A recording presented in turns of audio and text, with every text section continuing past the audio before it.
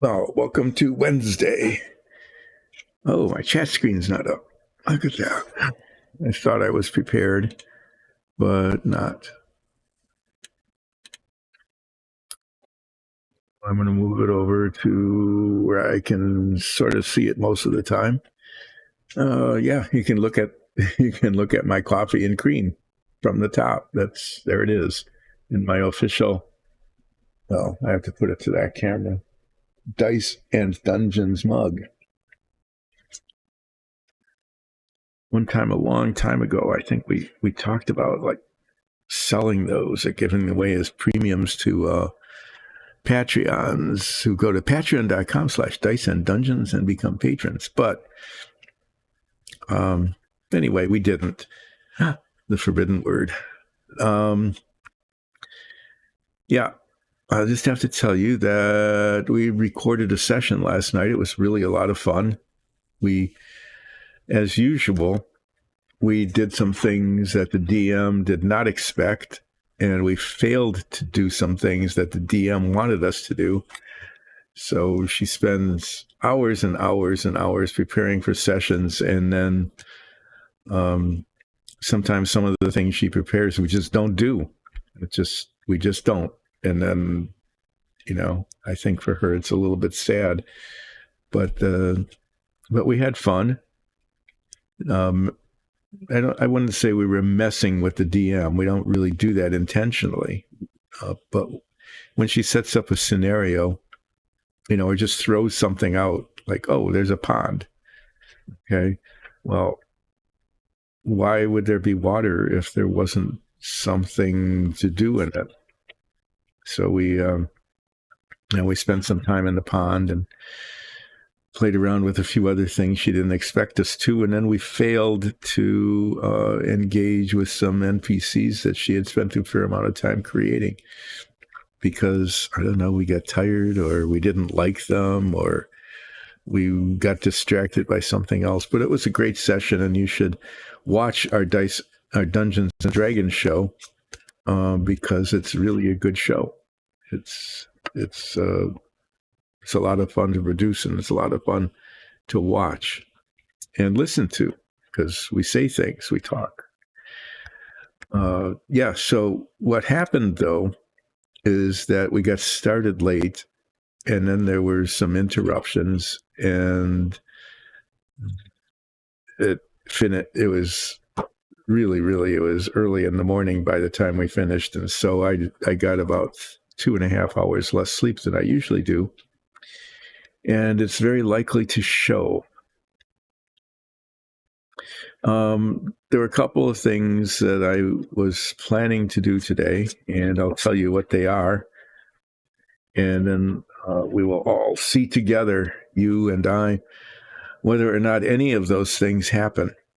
One was I was starting to paint this big chunk of rock that was printed on the 3D printers back there. We have new ones now that produce really much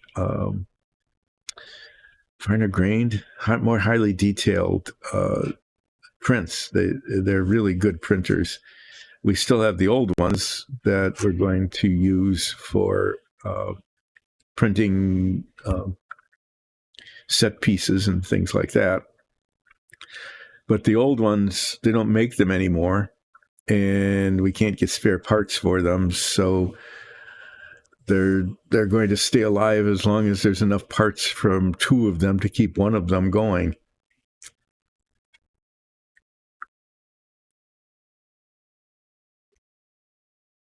I think it's kind of like a World War II air base thing, right? Is if a plane crash lands or just can't be repaired, there's always parts on it, or auto junkyards. That's what it is. That's the correct analogy. Those printers are like a running car, and there's another 1 or 2 of them in the auto junkyard where if something breaks and you can't get parts anymore, you can go to the auto junkyard and take them out yourself. We used to have a car like that. Maybe I'll talk about that, when I need to ramble on about something. When it comes time to do that we had my father bought in 1964 or 65. I think it was in 1965. Rambler American, and well, I'll talk about that car later. It wasn't a good car, and we did spend time at auto junkyards finding parts to replace things that didn't work frequently. But that's another story, as one might say. This story is that this was printed and then primed. If you remember, on Monday, it was sort of a light gray color, and I spent some time putting a whole lot of dark gray wash on it, hoping that the wash would puddle up in the crevices, and it did. But when it dried, now it's just, instead of a light gray lump, it's a dark gray lump. So that didn't work. Worked a little bit on this side. There's a little bit of shading. I don't want to make it darker.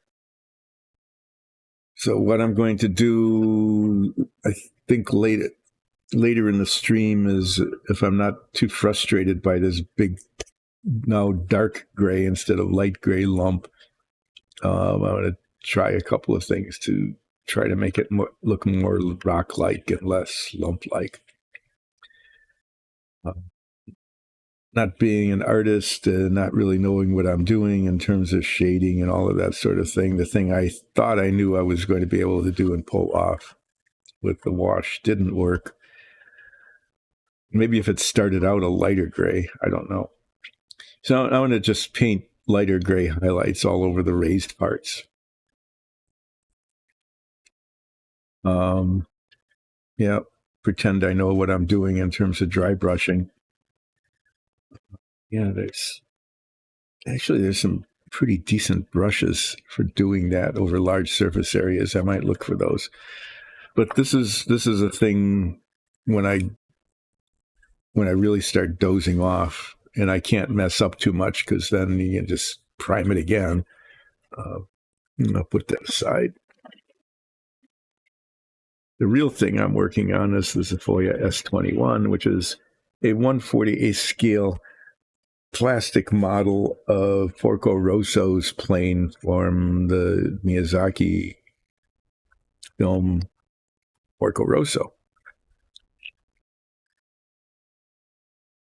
Yes, stating the obvious, huh? And what I'm working on now is the start of page 2, which is the cowling for the enclosure for the engine. And this has been taking a really long time. Part of it was because I was gone for a couple of weeks, but these pieces need to be cemented together, and then the seams sanded out, and these need to be cemented together, and then the seams in the back on the outside sanded out, and parts test fitted and things like that. And now it's getting to be time to put the red paint on. But before I spray paint red paint, I need to mask some of the spots. And then I've been playing around with test fit pieces. Take these off so I can see close up. My eyes are the opposite of most old eyes. Most old eyes become farsighted. And that's why you see when older people are reading, they either have trifocals or bifocals, and the close-up part, instead of doing something with the model, I'll talk about old vision.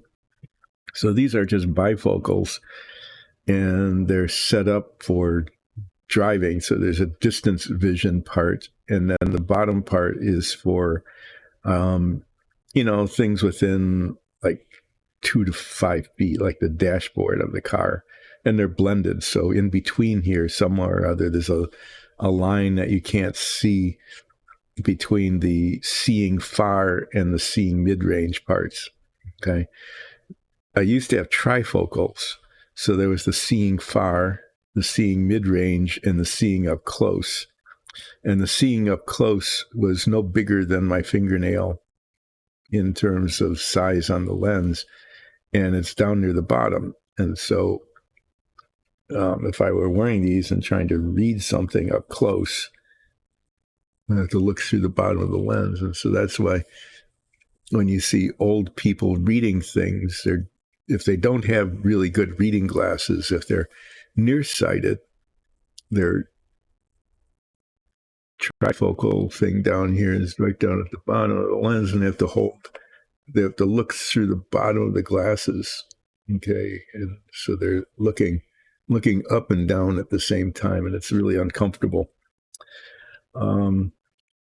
So yeah, so that, but I'm nearsighted, so I can see up close. I can see up to about 18 inches pretty well. And then after that, I need these. So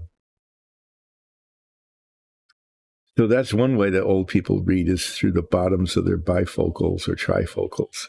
The other way old people read is if they're farsighted, they can't see close up. That's the most common thing. And that's why you go to a restaurant and you see somebody going like this, like reaching out as far as they can to try to read it. When I do that, I can't read it because I'm the opposite of that. I can see it up close, but not far away. Those people with that condition are better off getting a good pair of reading glasses, which allows them to read up close. Well, that took some time. That was good. Good use of your time. So I'm trying to do a really good job with this model. Like an A-level assembly and painting and preparation and everything. And that's why I cemented these pieces together, even though they say put the engine in first and then, wrap the pieces around it. I didn't want to do that because I didn't want this seam in the back here to show. And I filled it in and sanded it down. And I think it's going to be okay. And then this piece here goes over some engine detail in the back. So I'm not going to cement it on. I'm just going to, set it on there. So it's like a maintenance hatch that you can take off and then see the engine underneath. It's like, why bother doing all this detail of carburetors and things on the back of the engine if it's just going to be covered up and never seen? So I'm going to do that. And when I did that, and this piece goes in the front, and then there's another maintenance hatch that goes over the top of the whole thing that doesn't get cemented on. It just sits there. This thing is supposed to be made out of metal, and it's painted red on the outside. Okay.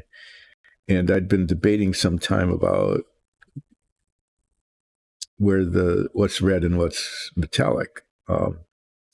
In general, you can see the inside is metallic. I painted that. And then the outside is going to be red. But what about the edge? Okay, what about the edge? If this were a real piece of, metal housing, would those have been painted?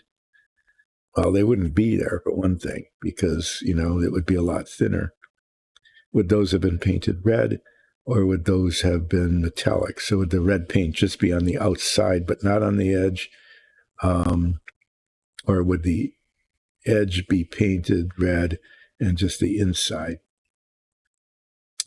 And the instructions here seem to suggest, you can see it's white and not dark gray, that would have been the bare metal color rather than the painted color.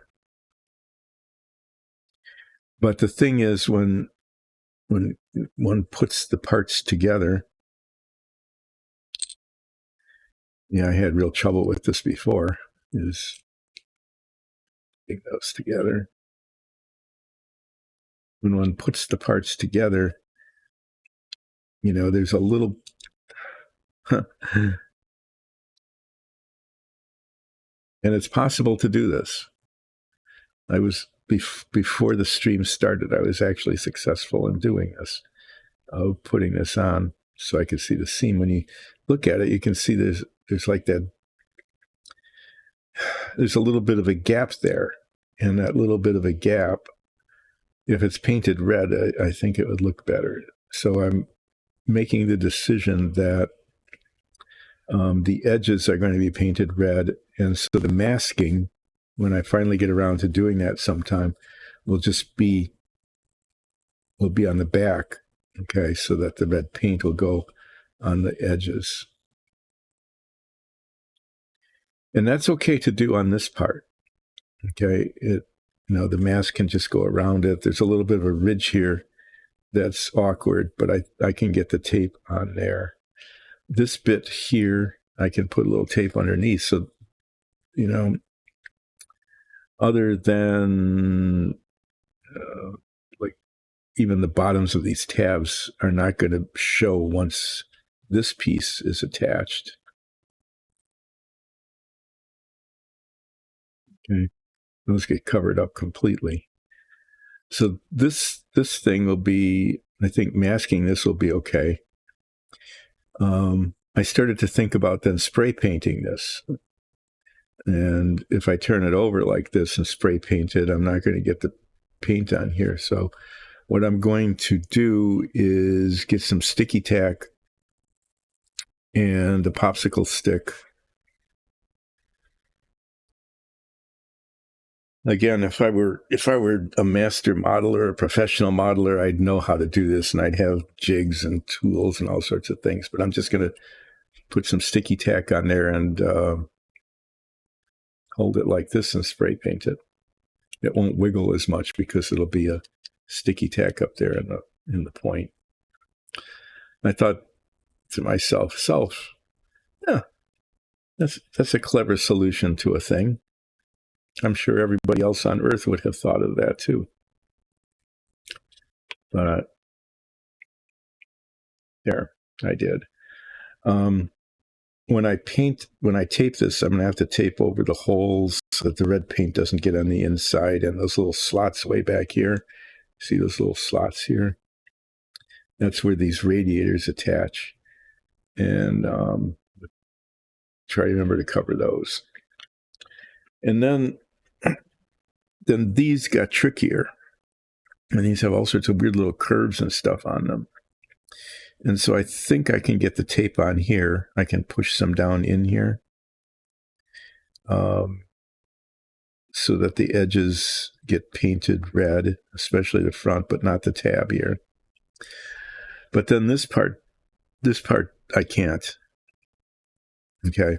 It would be easy to just tape the edge, okay, and not paint the edge red. But when it goes on here like this, like you can see that little bit of a seam there, okay, and so I'm just going to give up on this initially and just not mask this at all. And I'm going to paint it red, except for the gold part. I'm going to carefully mask that. I'll leave the masking tape on the inside. It's not hurting anything. But instead of trying to mask all these little round bits all over the place, which could be done, but just it'll take forever, and it actually might not work. There's a possibility that it wouldn't mask, okay, that the tape wouldn't hold in those roundabouts. I've got some special tape that's designed for curves, but what's going to happen with this piece is I'm just going to paint it red, including the edges, and then repaint the inside the duraluminum color, which is probably just as well, because when I was piecing these together, I had painted it a different shade than the rest of it. I don't know if you can see it, but where the two come together there in the front, up here, this was painted aluminum and this was painted duraluminum. So that's the plan. Is I'm going to mask the inside of this as carefully as I can. I'm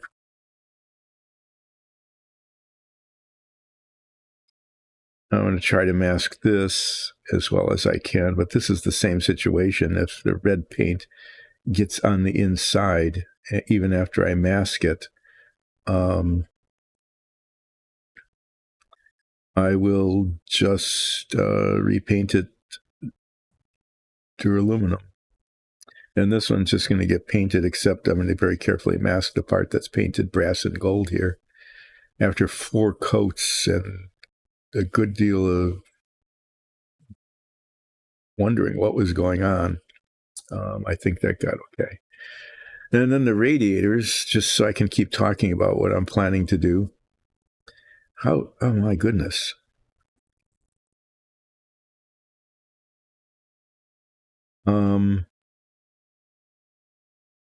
There's a flaw there. You can see it, but right here, and I don't know what that is. I don't know if it didn't get painted, or if there's a little something there. Must have just been dirted. No, under certain angles of the light. The top, the outside and inside need to be painted red. So I'm going to very carefully mask this right up to these edges. The very outside edge has to be red. So that's going to be a little bit of taping challenge.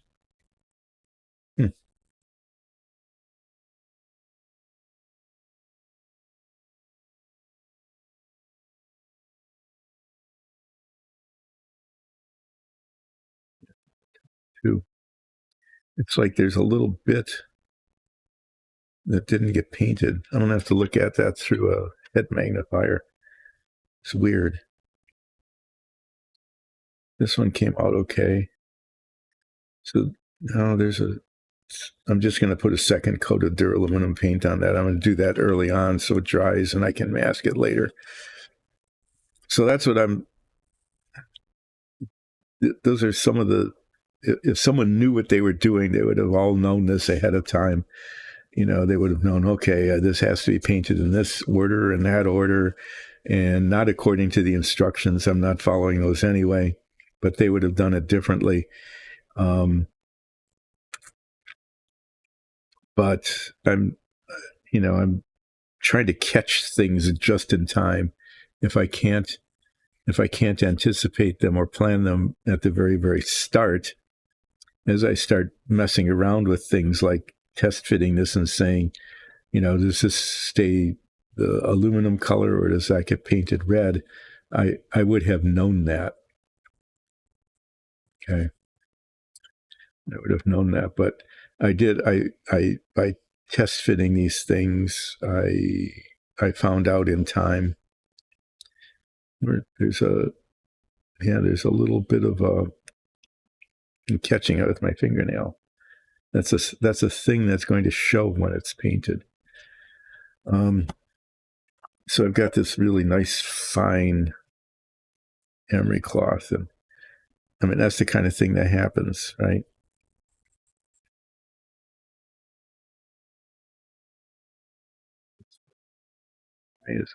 Oh, those are rivets. Never mind. Yeah. No, they're red rivets. I didn't make them go away. They're still there, but it was another one of those. Did I mess this up or seriously?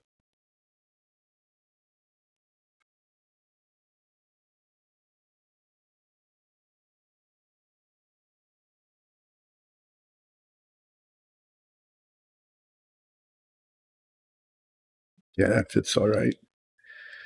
I thought there was a problem and I tried to fix it and I almost made a problem out of the thing that wasn't a problem. Yeah, I need to put another coat of duraluminum on these radiators. And one of the things I was going to do, but then I decided not to, was I was going to dry brush a brighter color over the top, but that became unnecessary because the indentations look dark enough as they are.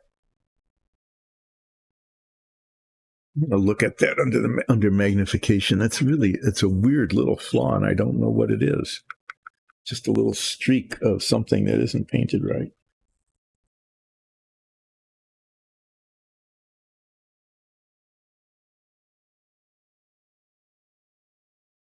What it is a tiny spot that you probably can't see on camera. There's a tiny spot there where the paint didn't hit. Okay. Well, just to be sure, there's no harm in. I shouldn't say that. I have managed to make harm out of things that could not possibly be harmed. Hoping not to do that here. But here, I'll get some painting done.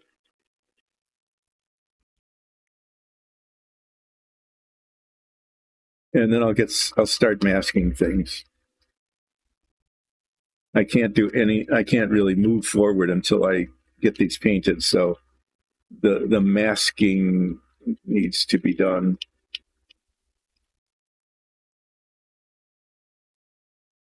So in painting these, this is presenting the same sort of challenge as this, is that I need to get the edges red. Okay, because that's the point of painting them red, is being able to paint them red. In order to get the edges red, I have to put this on a holder and rotate it. So I'm gonna do some things like that. I think with this, I'm gonna get a dowel, so I have a bigger surface to work with. The same sort of thing happens here.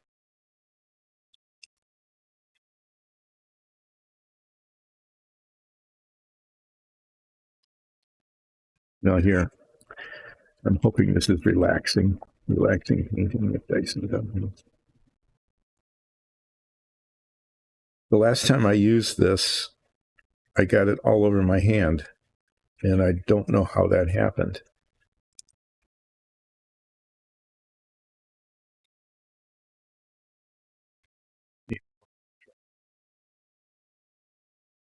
Got two. Well, now I've got more than I need.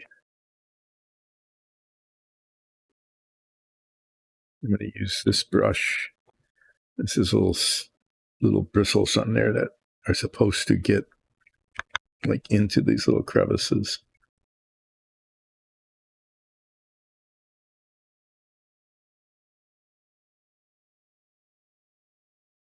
Can't see the paint going on because it's the same color as the paint that's already on there.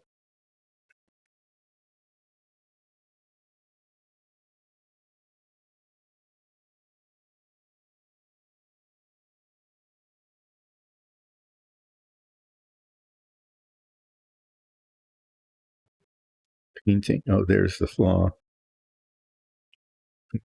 It's now gone.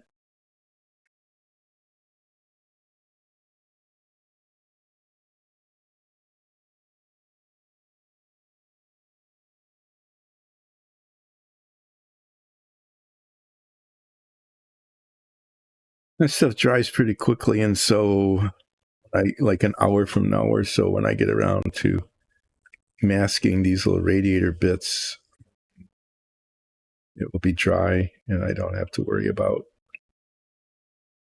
marring the surface with the tape.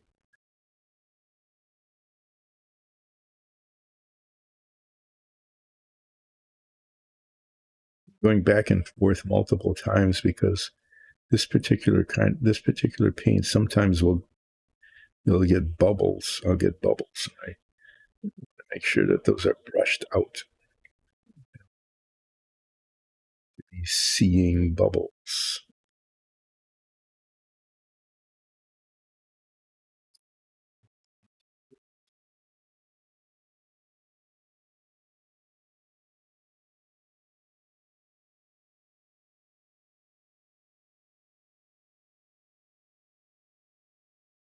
There's a little tip.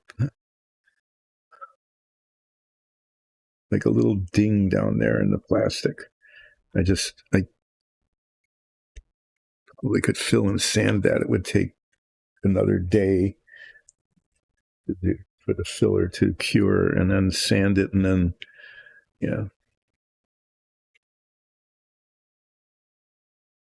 This is not going to be a flawless model. This is going to be an A, sometimes A minus, but not B. I'm not going to do any B work on this as much as I can avoid it.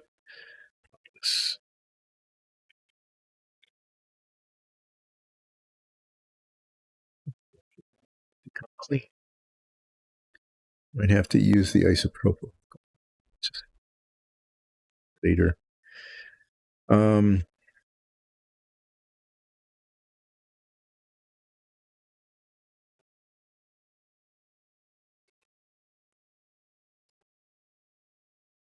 I've got sorts of little masking tape things here. I'm going to put, you know what's going to happen is that little dot of metallic paint I put in there.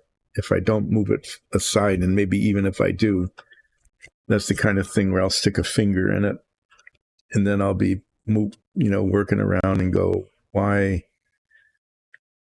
is there suddenly like this? Why is there a metallic smear on here? And that was because yesterday I managed to get paint on my finger. I'd have no idea how, and touched this. But I sanded it down a little bit so there aren't any paint edges showing. I'm going to start with this, and I'm going to be very carefully masking the gold part. And I've got 3mm wide tape, 2mm wide tape. I can tell it because it says it 2mm and 3mm. And then this, which is designed for curved surfaces, not necessarily curved this way, but curved like around, so you can kind of stretch it and bend it. I've used this a couple of times. It worked once pretty well. The other time it didn't adhere well enough. That was an issue. I'm going to use a slightly, I'm going to try this.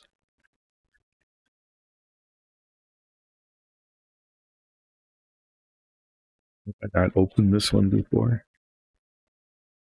Now I can't even find where these things open. Good grief. This is going to be a day, isn't it? There it is. Huh. Okay. Right along the top there. Oh, okay.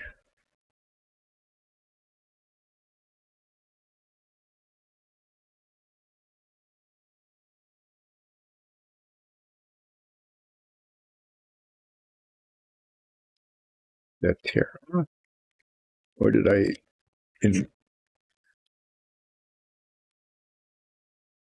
No, I don't know how I did that, actually. That cut there is better done than the kind of thing I usually do.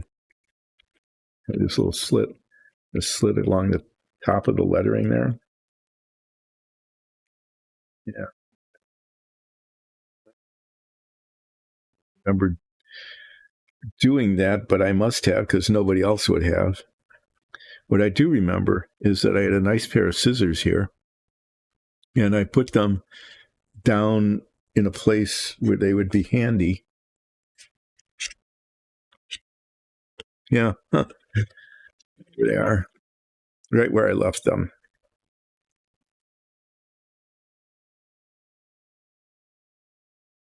I found that almost always, that if I can't find something, if I look in the place where I left it, it's there. What I find difficult, though, is remembering where I left it. And so I end up looking in a lot of places where I didn't leave it.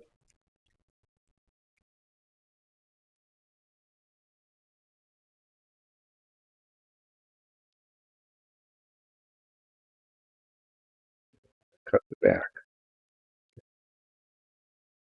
So I end up looking in a lot of places where I didn't leave things, and I don't find it there.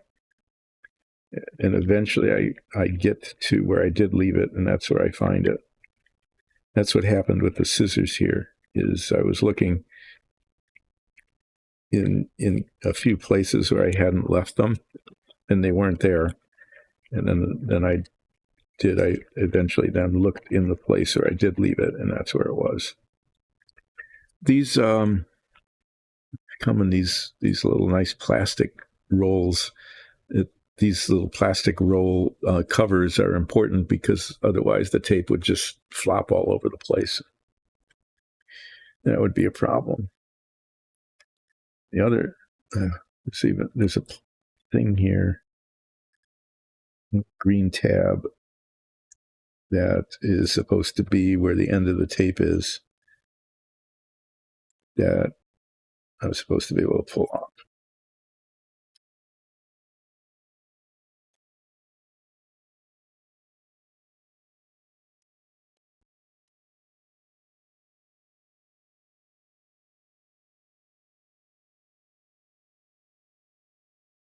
Easy start tab here, right? That's what it is.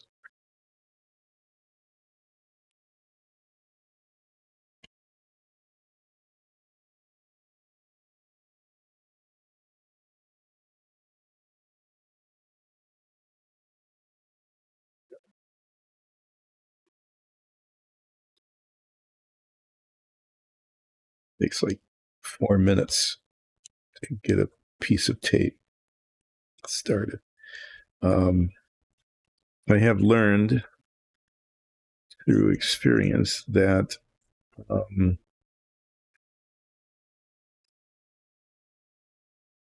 to cut a little piece of tape off. This is going to take forever. I'm just going to warn you that this masking stuff is going to take forever because my fingers don't work that way. Well, I'm dealing with small things. I can use tweezers to help put on the tape, but the tape sticks to the tweezers more than it sticks to the material I'm taping. So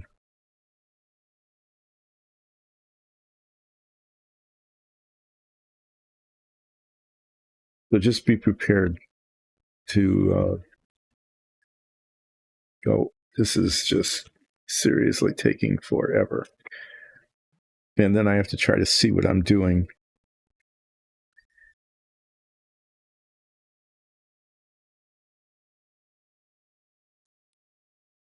Probably should put magnifiers on for this. I want to get it right up to the edge.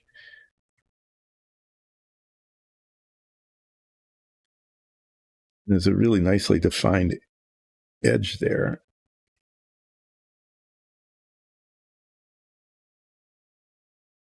Oh, yeah, right. And it's curved.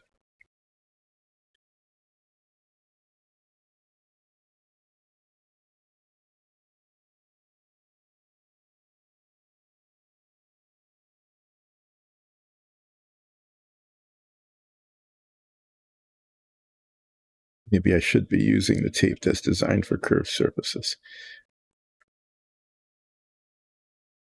Okay, I'm going to have to put these on. I can't see well enough. I mean, I can't see the edge clearly enough to tell if I'm right on it or not.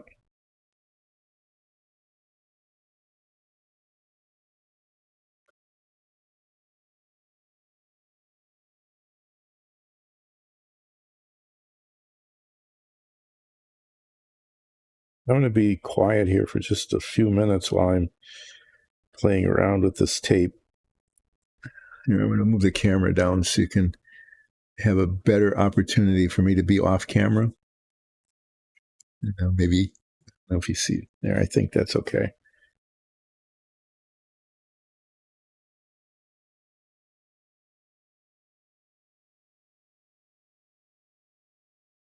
I wonder if I use the curved tape on this, whether I'd be able to get better results. I'm not sure. It's not curved tape. It's tape designed to stretch around curved surfaces.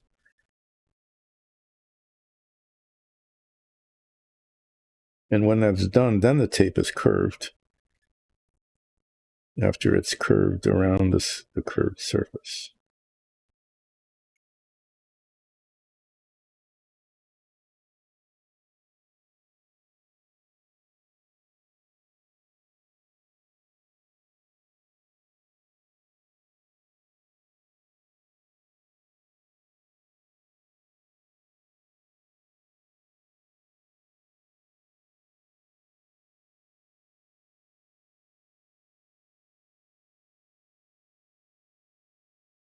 Yeah, I'm going to try that because otherwise I'm going to have to put like 6 pieces of tape on here.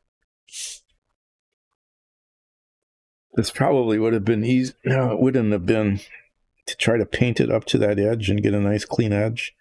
I don't know if I could pull that off. Let's see how this works.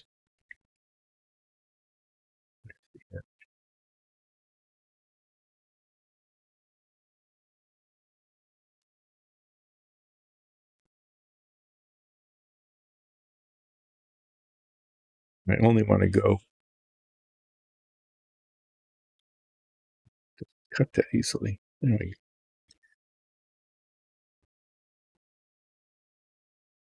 this I'll just warn you now, if you haven't noticed already, that this could take for more than forever.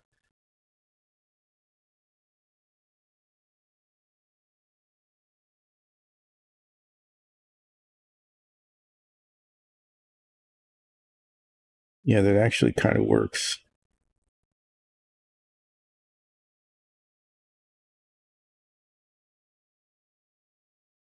Get it to stick.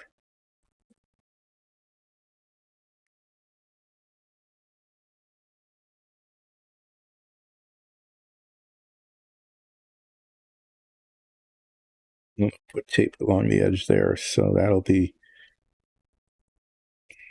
okay. Piece about that size, and I'll go at it from the other side.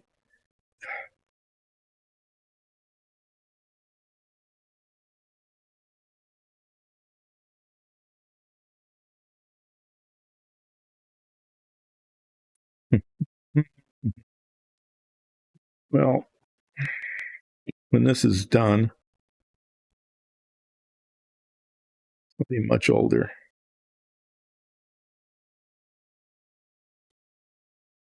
I don't want to sound morbid, but I am starting to wonder if I'm going to be around to finish this model.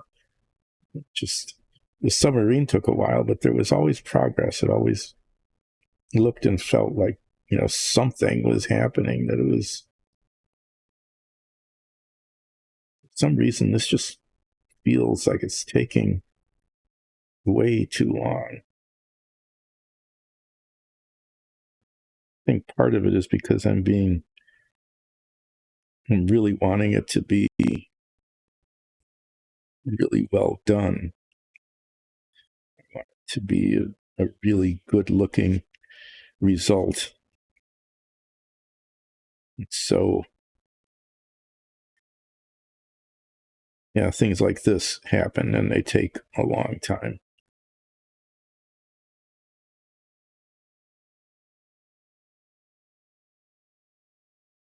I'm putting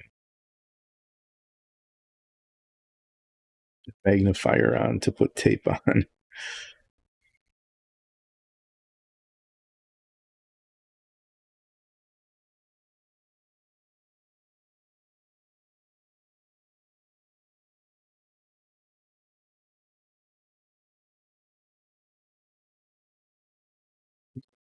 Just a little too long.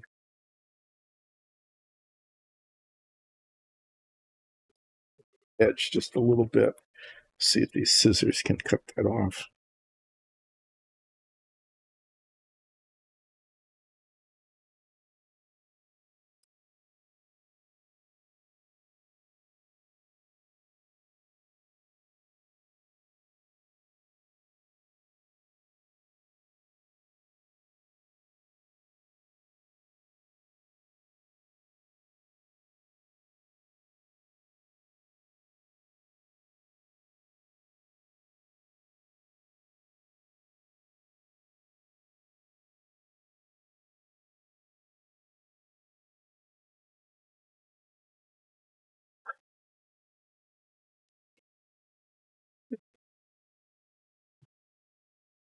So let's see. I think, was it last week? Or was it? Yeah, it had to have been last week when I was sanding the circles down. And it took me 3 hours to sand down the circles, and they still didn't turn out perfect. Um, and now what I've got there is this it didn't cut cleanly at the end.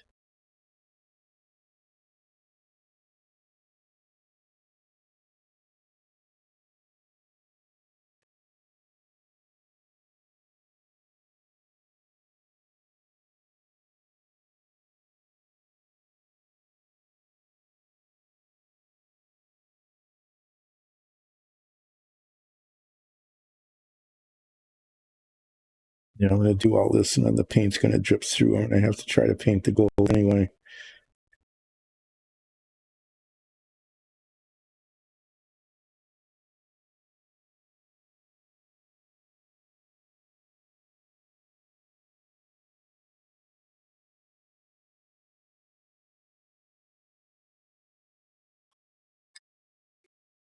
This tape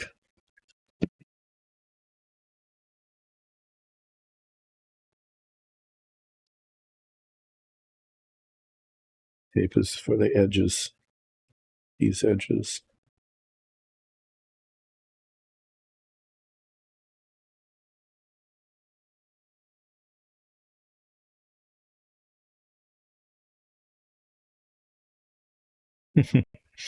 Yeah,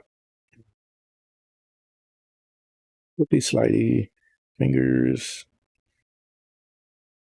tape sticking to fingers and not to surface.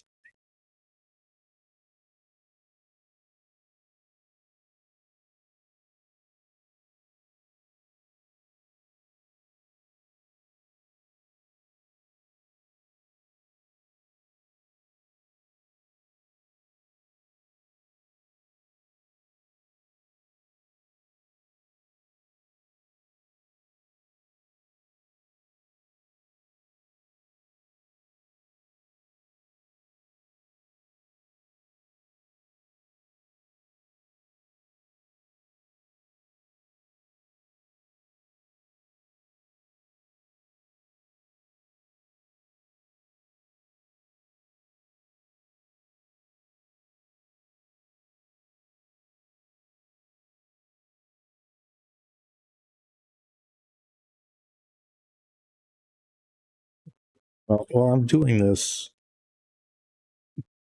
1964 Rambler American. My dad was, let's just say he didn't spend money unnecessarily.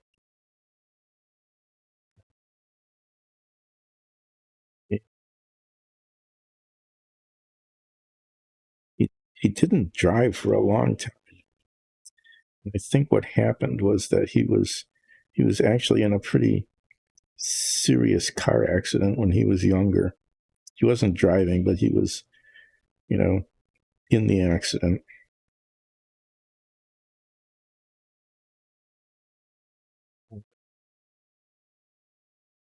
Maybe he was driving. He never really said.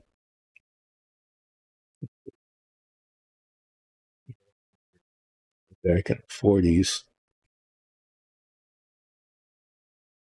and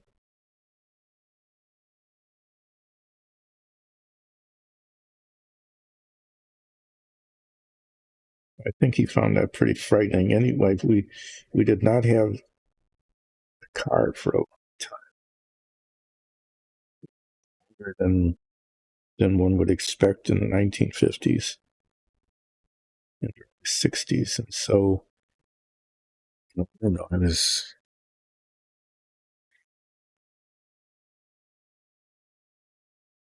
getting on to be 13 or 14. I think maybe what happened was getting a couple of years away from being driving age, and in the 1960s,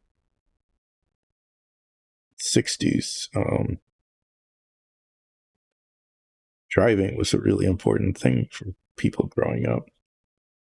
The car culture was a serious thing. It really was. So I'm just guessing that he was thinking, well, yeah, I mean, the kids are going to want to be driving, so they can't be driving if there isn't a car.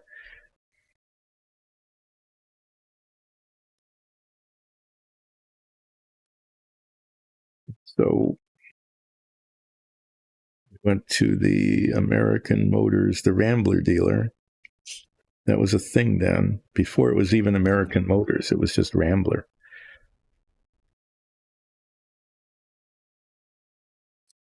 Yeah.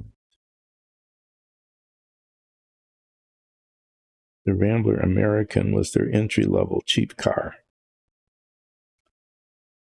And it was a pretty cheap car at the time. It was, you're going to have a hard time believing this, but it's true. The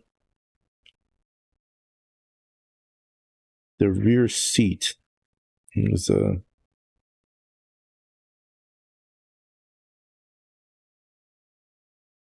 rear seat was an option. Okay, one needed to pay extra for the option of putting the rear seat in. It wasn't quite like, oh, do you want doors with that? And it wasn't quite at that level, but it was really close.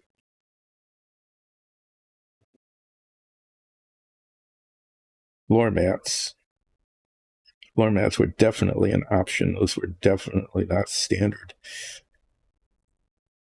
Back in those times,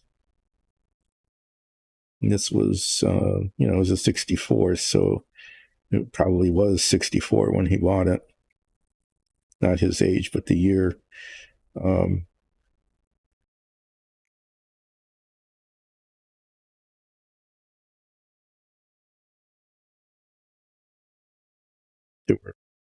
Dealers made a lot of money on options.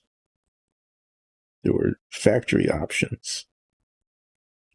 And then there were dealer installed options. There were lots of dealer installed options, and floor mats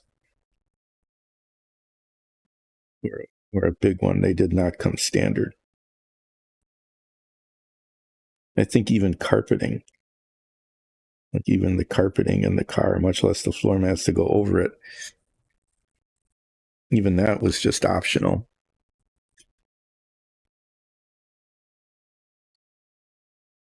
Just remembering these things because I need something to ramble on about as I'm doing relaxing taping, or it's sort of relaxing. It's not unrelaxing.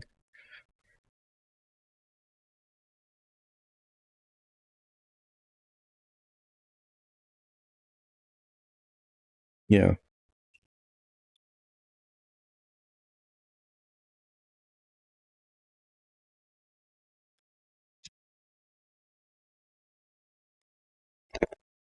I got the Rambler American with a rear seat.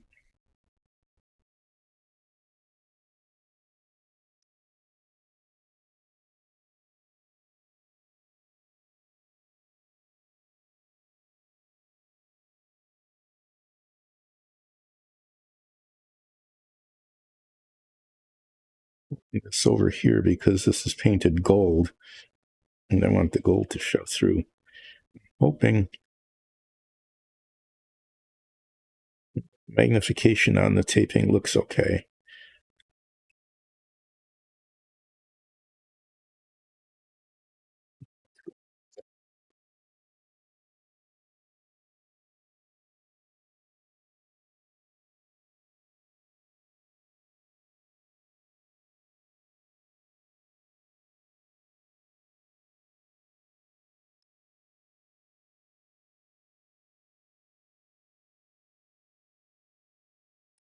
Well, hopefully this will look all right when it's sprayed.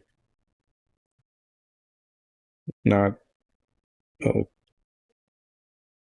make an effort to correct it with paint, gold paint.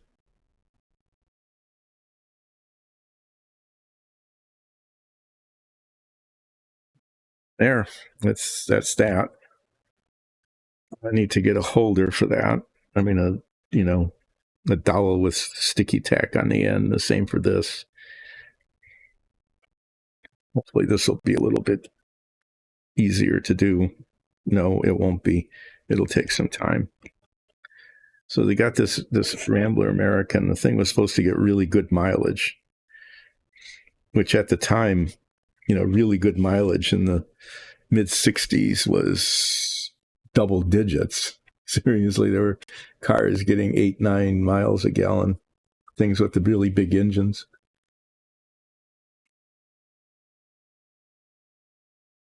You get that much off of a Lamborghini V12. I'm exaggerating a little bit, but only a little bit.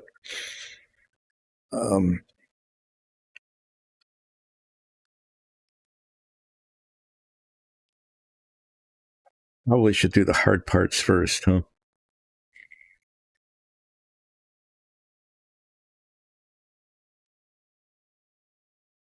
The hard part is under here a bit.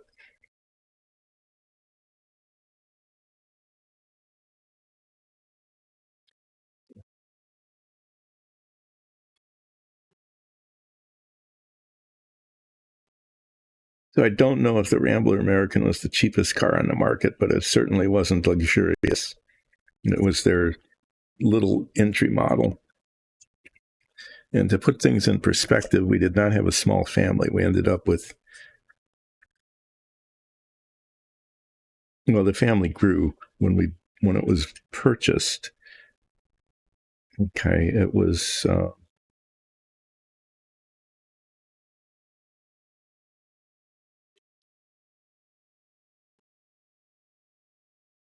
4 kids already.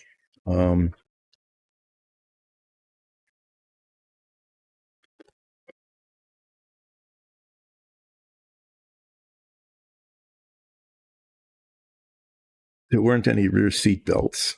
Those didn't exist. I think maybe they might have been available as an option, but I'm not even sure if that was the case. If you could even get rear seat belts. This car had cars back then. It was fairly common. Had bench seats. Okay, in the front and the rear, so that you could get 3 people in the front. That was the way things usually were, and that was okay because if you were like a teenager and you were out on a date, I mean, now you get 2 bucket seats in the front and there's a console in between. Well, I mean, what good is that when you're on a date? Okay, you can your date can it was almost always the boy was driving, right?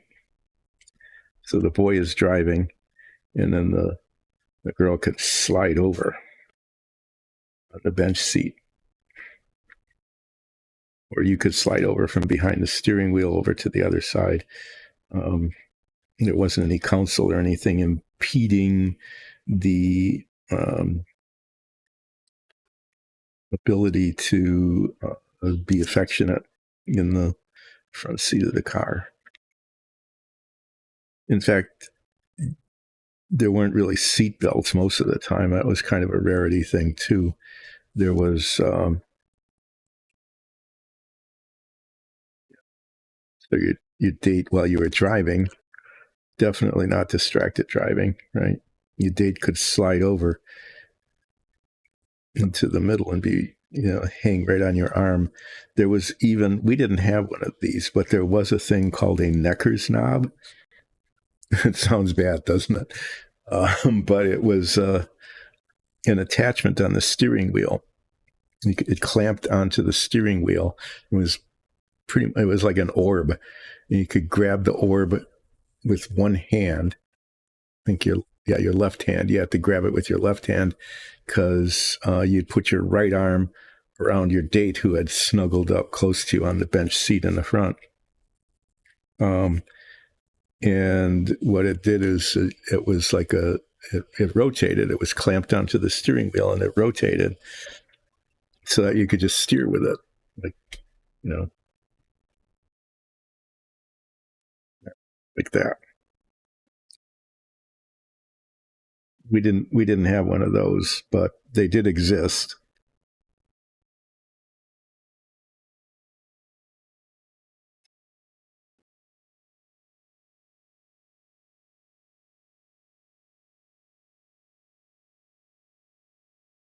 It's just little bits of stuff here that are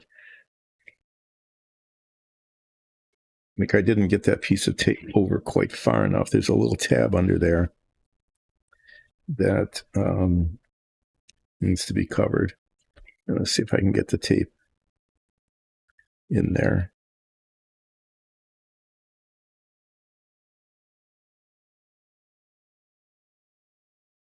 Just underneath there like that.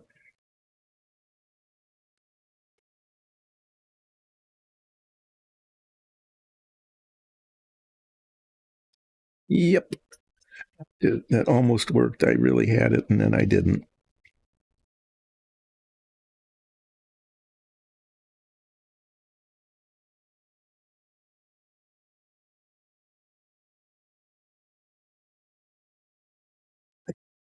Do you think we had seat belts?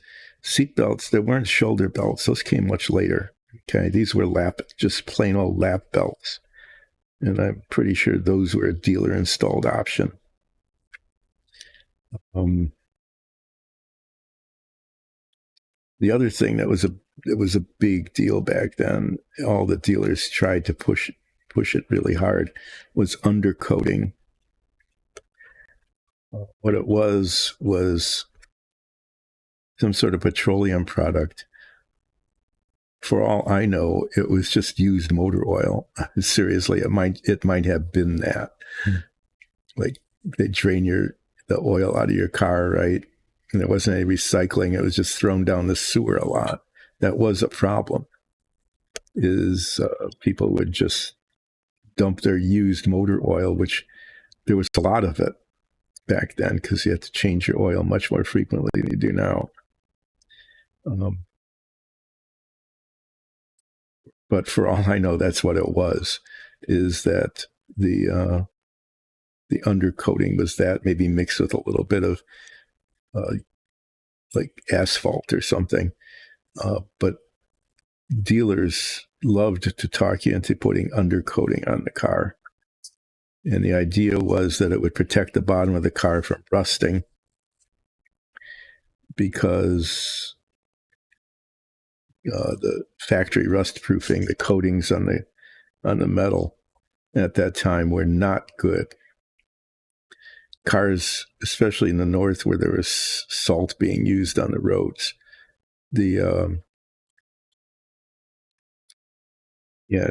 life of a vehicle was determined by how quickly all the body panels rusted out. We had a car. Oh yeah, that's another story I can tell about our cars. That was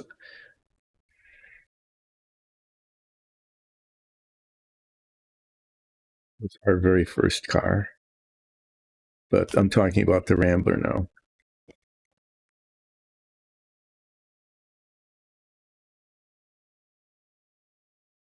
That piece of tape on there. Okay, I'm going to try to do the same on this side.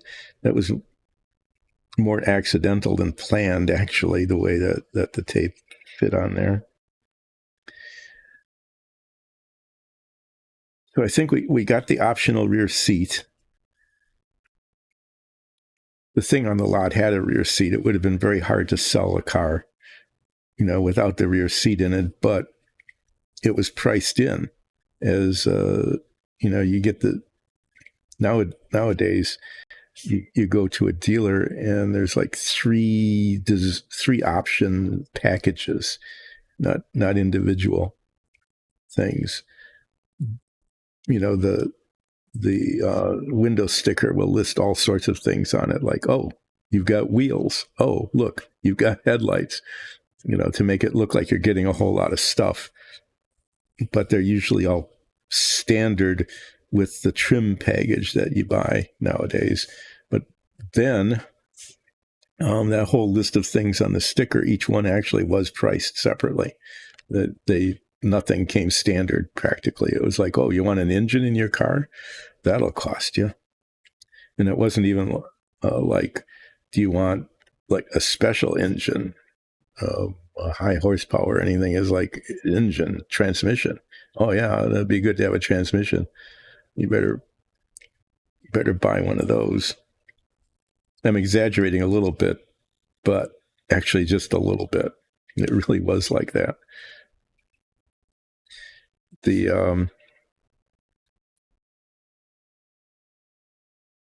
As you can see, I'm having really modest success getting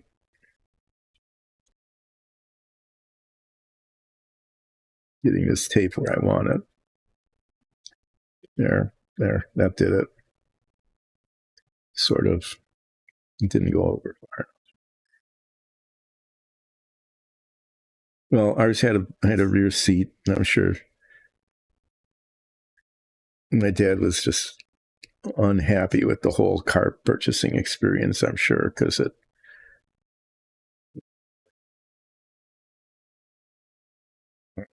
undercoating. I think dealers made huge amounts of money on undercoating, whatever it was. Who knows what it really was? Some sort of black gooey stuff. And what it was supposed to do was protect the bottom of your car from rusting out, because whatever was done at the factory would just rust.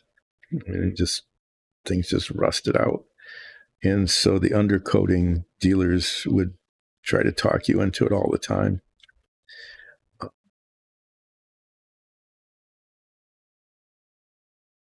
And it went on forever. It wasn't just something in the 50s or early 60s. Undercoating was a thing that they made money on for a long, long time.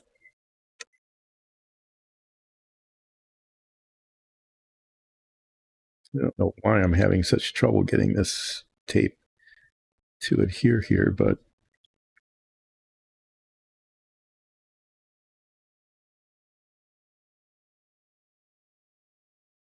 so I can always touch it up with the duraluminum paint if I'm extremely careful later on.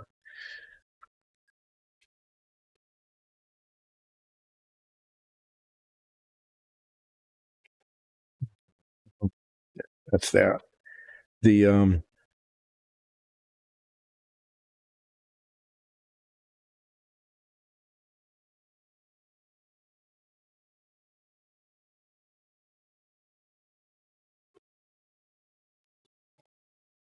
looking at this, I'm remembering though to mask the slots down here. I'm going to cover all that up, but the slot needs to be masked like that. And the same thing with these holes here. Well, we didn't get the undercoating because the undercoating was actually kind of a scam. Consumer Reports talked about this later, and when they said, the rust protection from the factory isn't very good. Your car's going to rust out, but the undercoating doesn't help anyway, and it might actually hurt. I don't know if people are still selling undercoating. No, I don't think so, though. I mean, the last 4 cars we bought, no one tried to sell undercoating. But back then it was like so ubiquitous, it even became part of like comedy routines and things. So the thing that Consumer Reports talked about with undercoating is that it didn't really do anything to stop rust. In fact, it might even make it more likely that it would rust, because when it was applied, if the vehicle was not perfectly dry, the undercoating would trap the moisture between the metal and the undercoating. As you can see, it sticks nicely to the tweezers and sticks poorly to the surface I'm attempting to stick it on.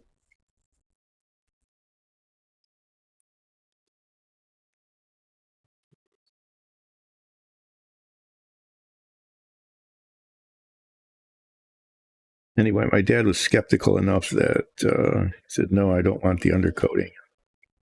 And the dealer was disappointed because, it just wiped out probably tens of dollars back then. That was tens of dollars was real money.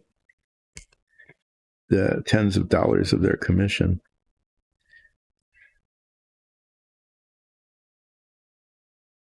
Wow. The other one went.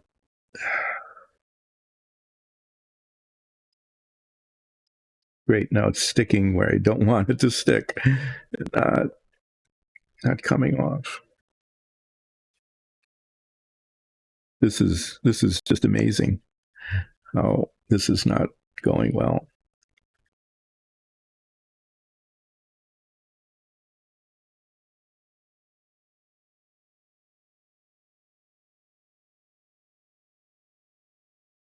There. Okay, finally got that where it needed to go.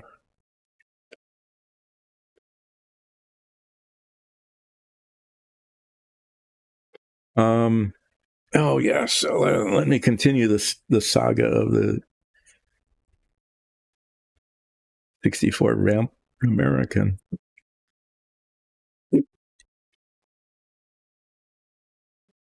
Use this other stuff. I'm going to put a little bit of, I'm folding over the edge, taping it. I fold over the edge if I can do that with my fingers, which I seem to not be able to do.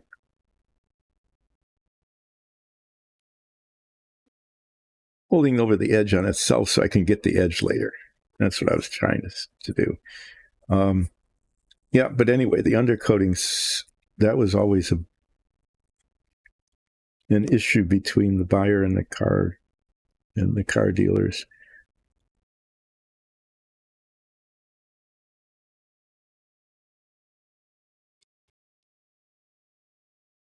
Well, we got the Rambler American, and it had a bench seat in the front and a bench seat in the back and lap belts in the front and no seat belts in the back. They just, I don't even think they might have been a dealer installed option, but at the time, I'm betting that they didn't even have them. If you wanted them, you couldn't get them unless you went to a third party later on and asked for them to be installed.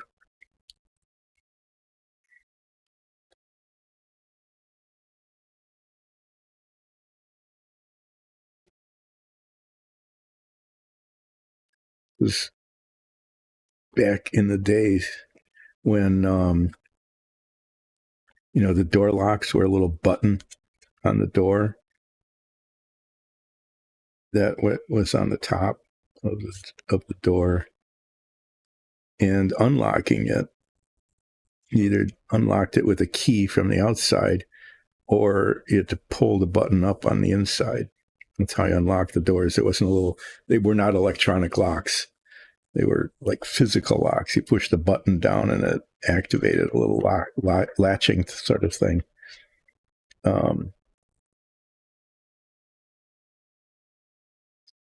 And yeah, those old cars are kind of, but it was supposed to get really good gas mileage, like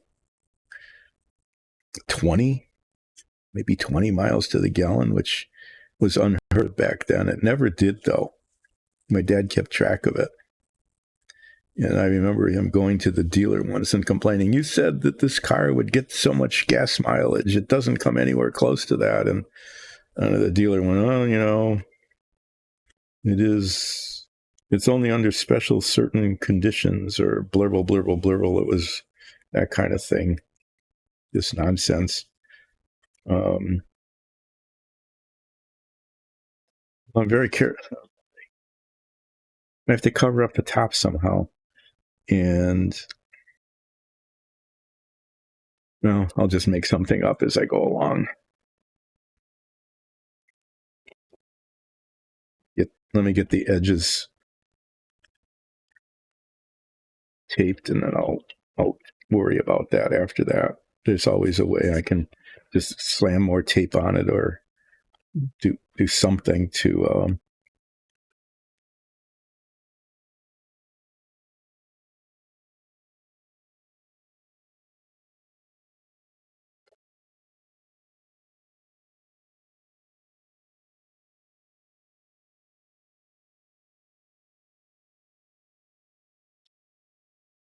what I wanted was I cut that tape and I thought it would be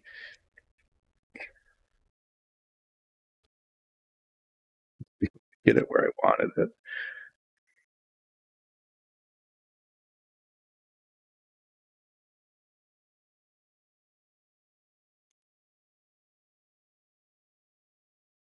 His car doesn't get that kind of mileage, and the dealer just said that was a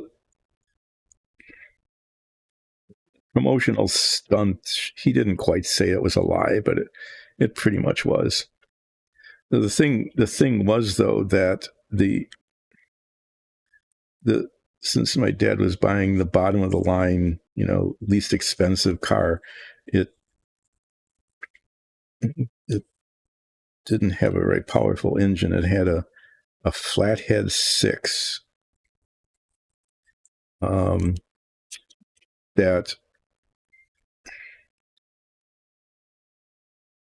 this was back in the day when, which went on that day, back in the day, went on a good long time. When you didn't get 1 horsepower per cubic inch of the engine, that didn't come till much later. This was more like a half power per cubic inch. And this car, I think, got like 40% of a horsepower per cubic inch. It did. It turns out and that the engine in this car was actually built for tractors.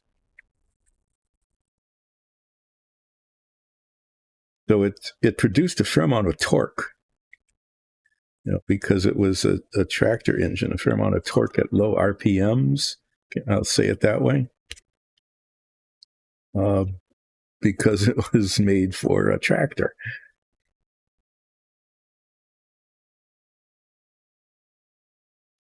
But it didn't have much horsepower. So this was a car that was 0 to 60 in forever. It was kind of like that. It did not zip. But you could do like a burnout, given the kind of tires that were on these things back then.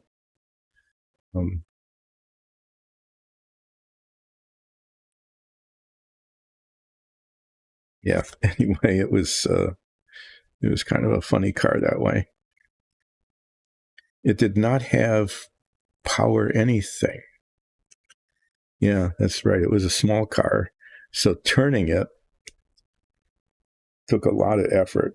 It did not have power anything. This was back in the day when there were 2 belts on the car. Yeah. Oh yeah, needless to say, it did not have air conditioning. That was not a thing.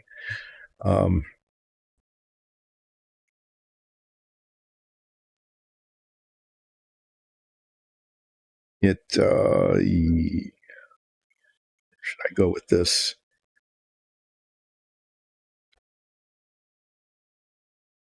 Yeah, those little pieces of tape down there are going to be in the way of getting the rest of this done.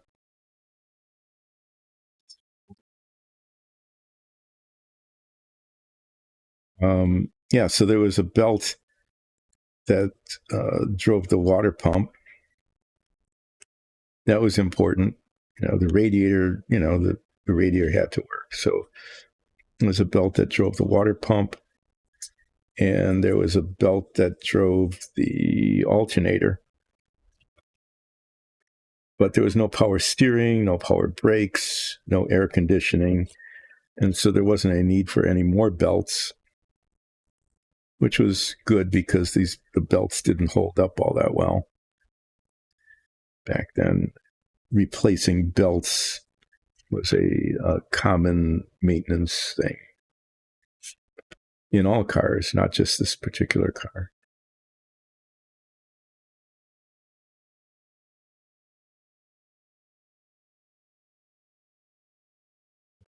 This really was a very primitive car, thinking back and talking about it. But we did get floor mats. Got that option.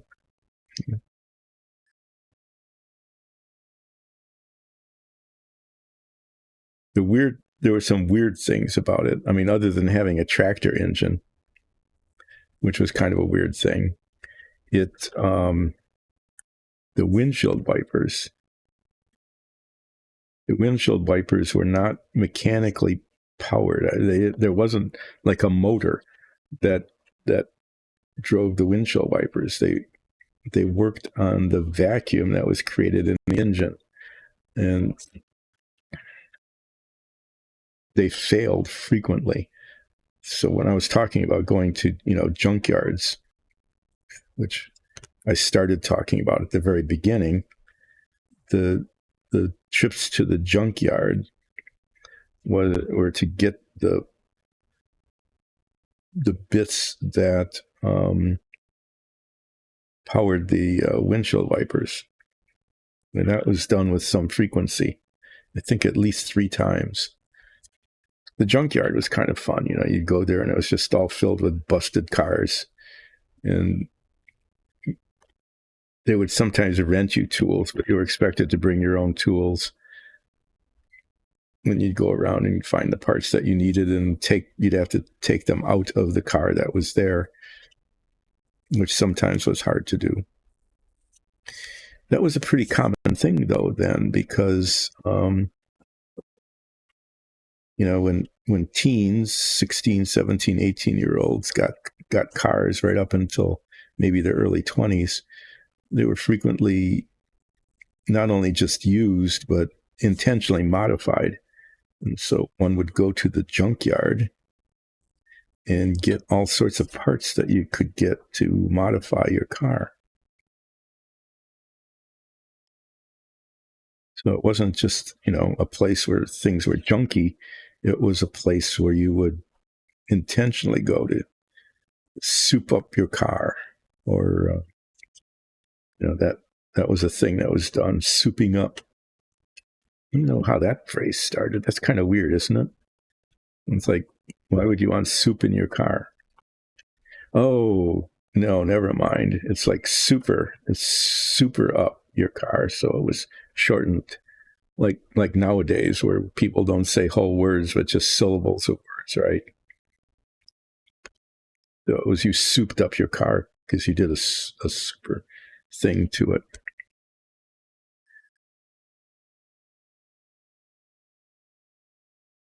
Good thing I started talking about that car, because this is taking quite a while, and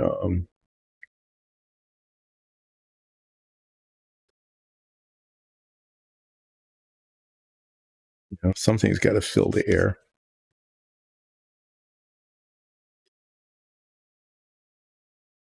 So I remember going to the junkyard, like 3 different times, at least, getting parts for the car, especially for the windshield wiper mechanism that didn't work the way almost any other car's windshield wiper mechanism worked. Idiosyncrasies. The controls are all kind of interesting too. you turned your lights on by pulling a knob. And there was no, these cars were primitive. There was no automatic anything in these. The windows had cranks. Does anybody even know what those are anymore? You had to crank the windows up and down because it was a mechanical linkage that, great. And this tape folded over here.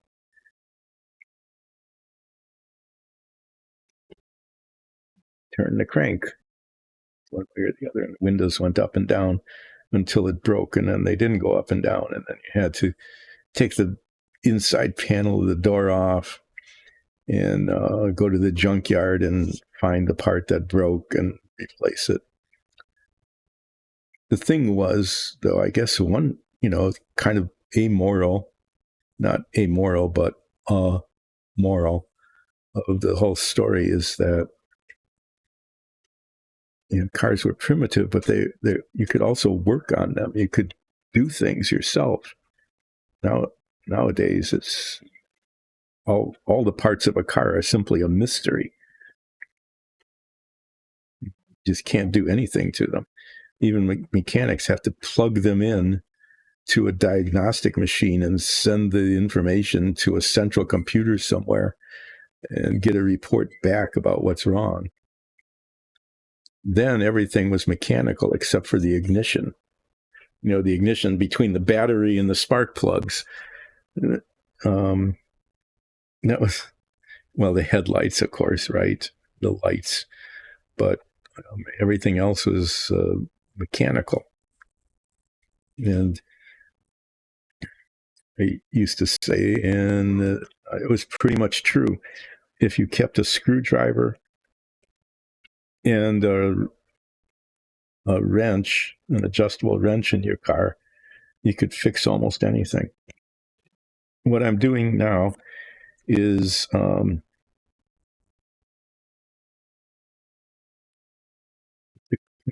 it. So I'm just putting some extra tape on here so I can fold it over and cover up the inside. Hoping this will work. Like if you throw enough tape at something, eventually, it'll cover it up. There. Do something up in front here.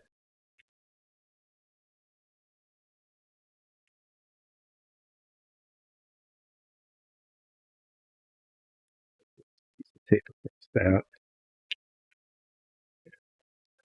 back.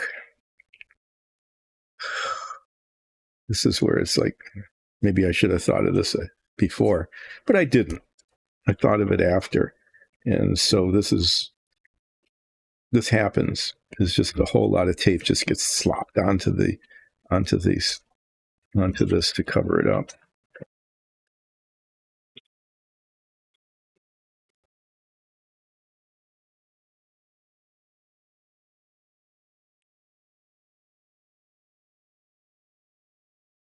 Yeah, this Rambler American was actually simple enough that my brother rebuilt the entire engine in our basement. I don't know how he actually got the engine out, or even more mysteriously, how did he manage to get it down the stairs into the basement? But somehow managed to do that, probably with the help of a whole bunch of friends and a bottle of bourbon, probably something like that. Sure, there's a story. I need to do the same thing here. I need to put pieces of tape on the inside and fold them over. If I try to do it from the outside, it's just going to mess it up.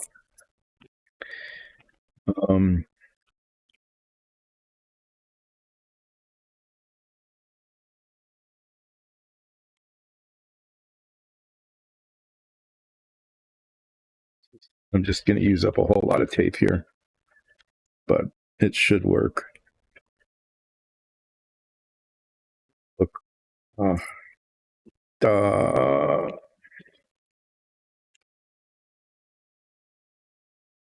So here I am, just barely in time, planning ahead. Is how am I going to hold this now? If I tape up this thing, how am I going to hold it to spray paint it? And the answer to that is what I'm going to try to do now.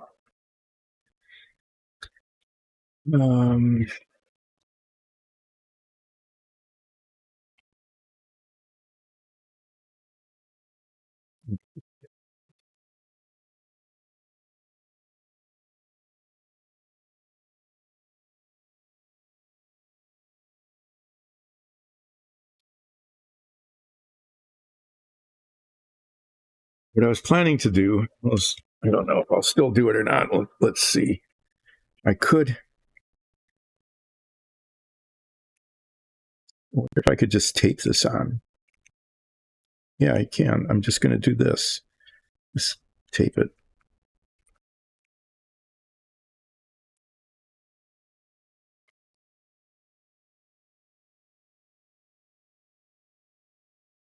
As you can tell, I'm just kind of, things are just, whatever here.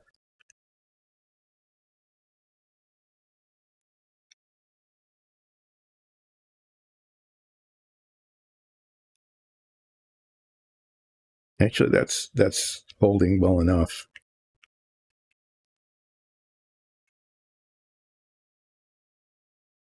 Bizarrely hold. I mean, it is sort of. Just do some more of that.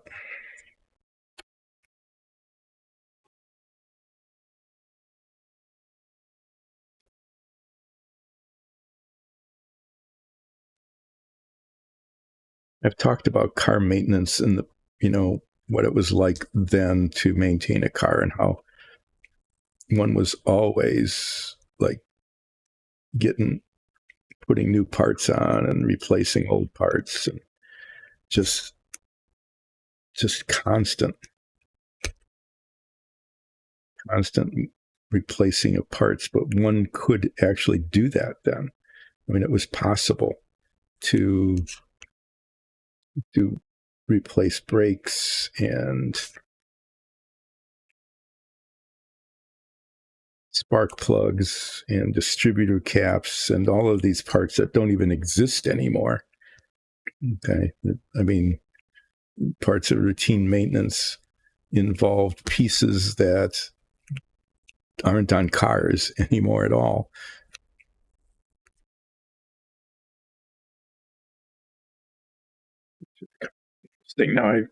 So now I've got a holder, but I've still got a gaping hole.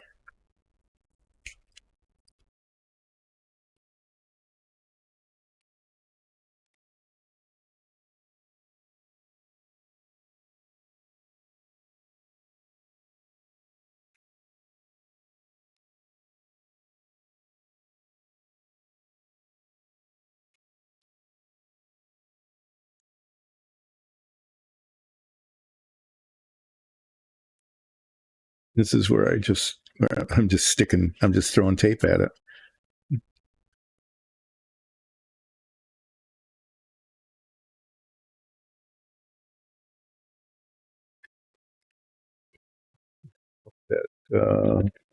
Hope that it covers it up.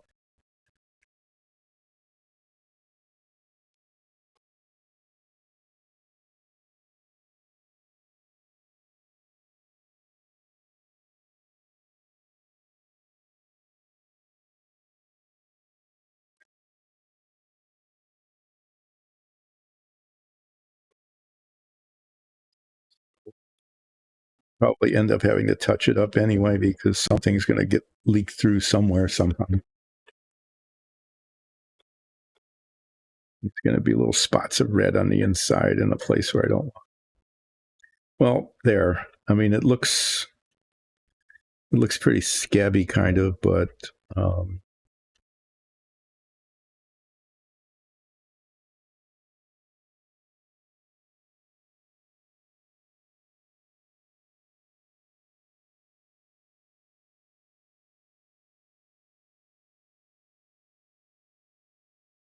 Now I'll paint it, and if worse comes to worse, on the inside, if after all of this there are still some red paint gets inside of this, I'll be able to touch it up before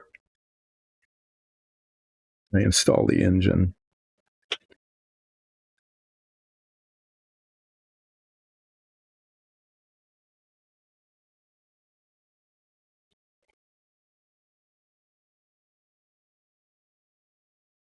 Be able to hold it, spray and spray it and spray it, and should be okay. Well, there's that pretty weird looking kind of thing. This is just taped here around where the gold was.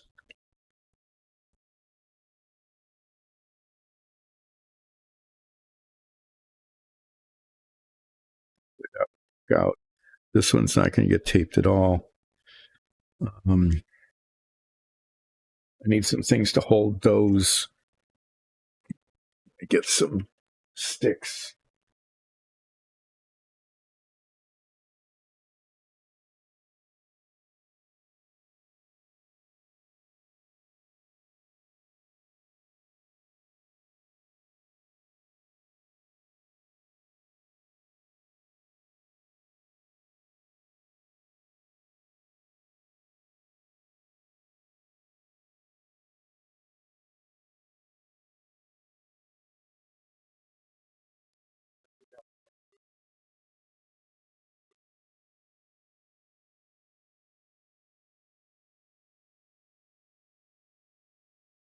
The handy thing. This is a chopstick, but it's also a dowel. And what I'm planning to do, like with this, is I'm going to put some sticky tack on there and just stick this on like that.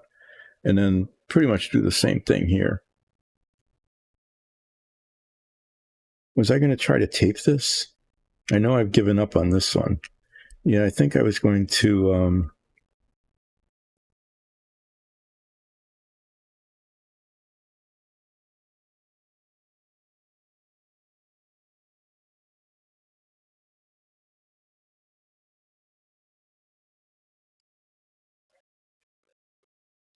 taping this is going to be, well, let me try. I need to get a piece of this. I probably should just saw it off. I'm going to use this. This isn't designed for this, but why not? There's been nobody in chat either Monday or today. I wonder if it's not working. I don't know. It says it's online. Microsoft. Let's see how it cuts.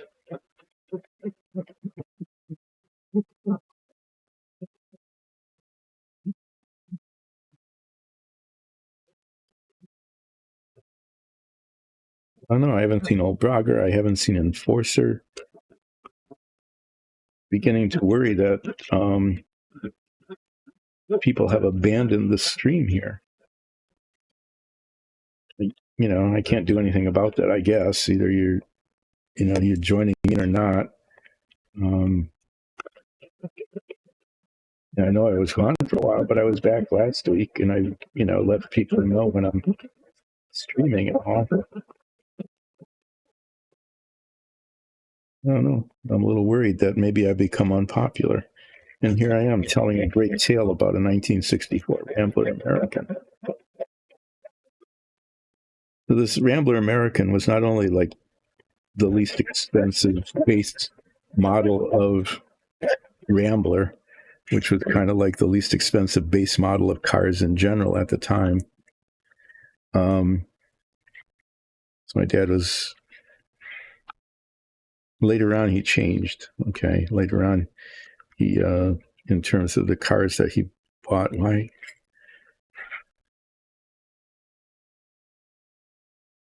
There. It's like, I have to get a car. The kids are getting older. They're going to want a car. That kind of stuff. I'm just going to use some of the old stick. I get some new piece of sticky tack. Just one of these little pieces of blue sticky tack here. But it was not only like, but it was also like ugly. Gunmetal gray, it was called. And it had all of the brilliance and charisma that one would expect from a thing that's a color that's called gunmetal gray. But I don't think my dad really liked it, but that's the color that was on the lot. And then it was actually quite common then to not buy a car off the lot, but to order one. And it would show up just a couple of weeks later. I mean, the orders were going in all the time, and car manufacturers were pumping cars out.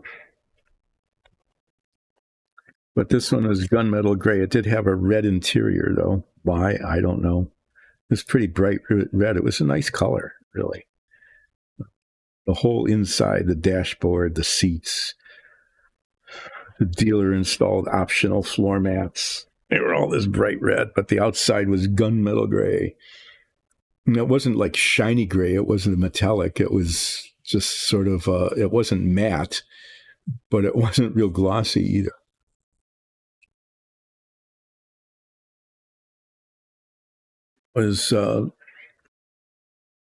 Wasn't quite like, primer was brownish red then. I think it still is.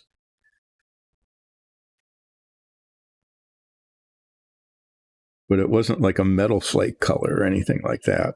It was just gray.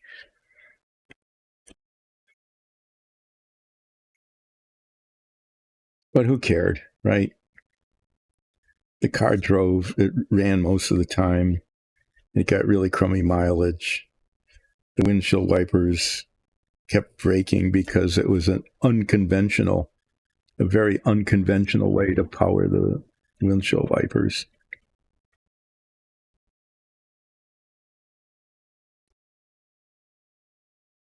The other tweezers, little pointy tweezers here, maybe these will work better. Am I using up a lot of time? Yeah, I've used up almost 2 hours. That's pretty good, considering that I've accomplished almost nothing. Managed to get a little bit of taping on some places. That's about it. This is almost as apparently unproductive as the sanding down of the little plastic circles that I filled in before I had to leave. Okay, well, this will probably work okay.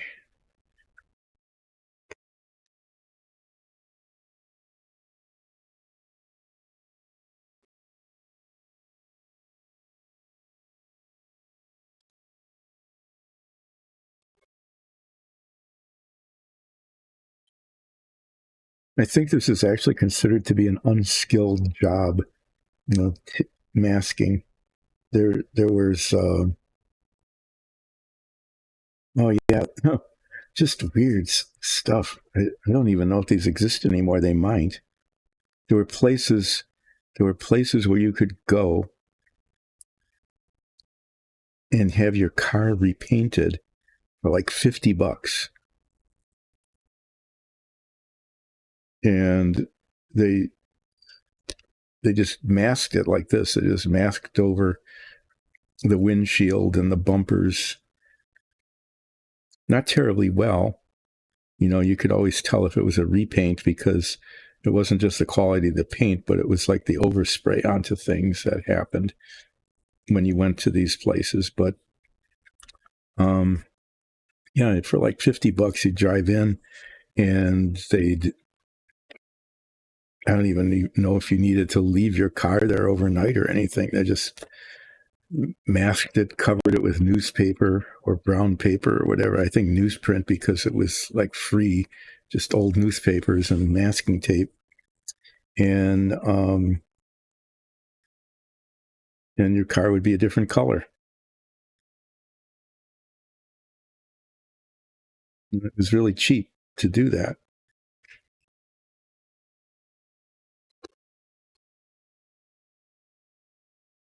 Once again, I am having the experience of it sticks to the tweezers just fine, but not to the surface where I'm trying to put it. Sticks to my fingers too, so I'm not sure this is any better, but there. Yeah, that worked kind of okay.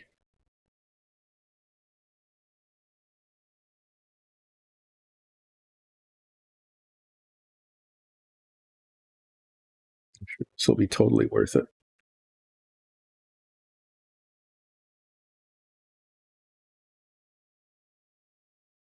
So after all of this, you can start to anticipate that what's going to happen is that after I spray paint it, there will be places where I just will have to retouch it with the duraluminum on the inside.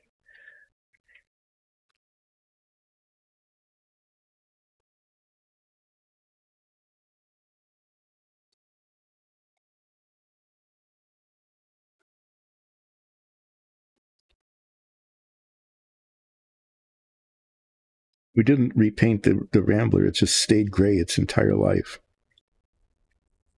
Not entirely, though. It wasn't, the whole thing wasn't gray later on because it started taking on the rust tone. Because that's what happened to these cars is they would just get rusty. And like I said, my brother actually rebuilt the engine of this thing in our basement somehow. The rebuild isn't the miraculous part. The miraculous part is that he got it into the basement. And then, took it apart, took the headers off, took the pistons out, put new rings on the pistons. Didn't do a complete overhaul in the sense that the didn't bore out the cylinders,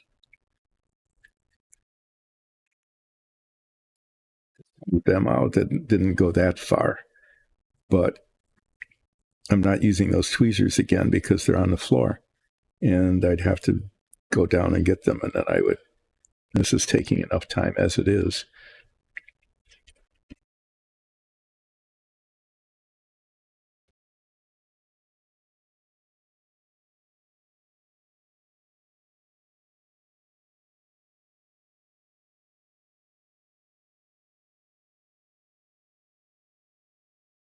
Stick, but not overlap.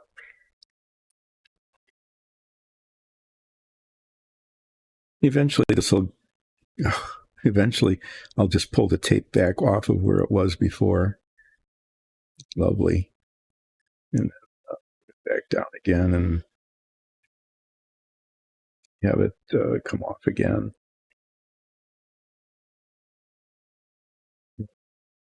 That didn't work. I folded it over to get it out of the way, and it uncovered the thing it was covering. There.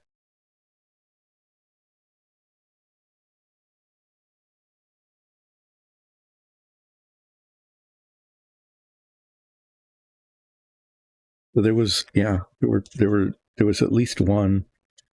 I'll say it. I don't think it's a problem saying the name of what it was. It was Earl Scheib. Earl Scheib had franchises all over the country where you could go and get your car repainted.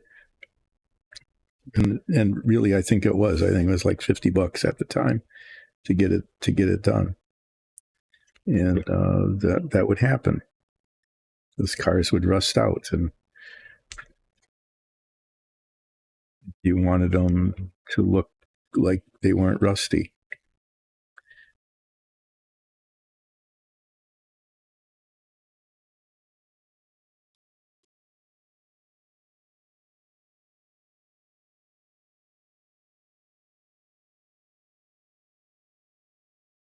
One thing though about the Rambler is that it had this tractor engine in it, and there was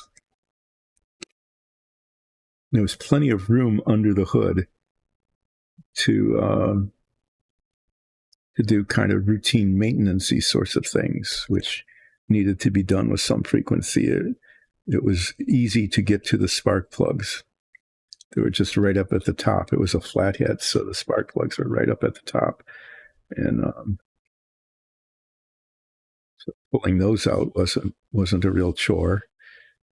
It was a straightforward sort of thing. This tape is almost exactly where I want it, but not sure. It didn't go up quite far enough. I'll have to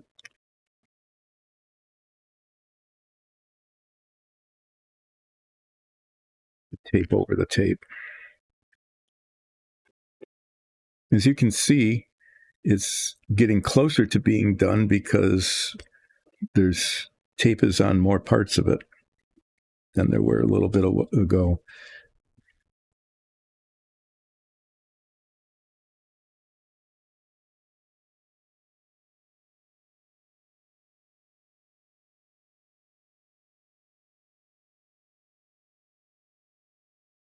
I want this one to actually be pretty nice because I've decided it's removable. This is a thing that's going to go on and off, and not just be cemented on. So I want these edges to look good. That when one takes it off, there'll be a really nice, clean paint line on it.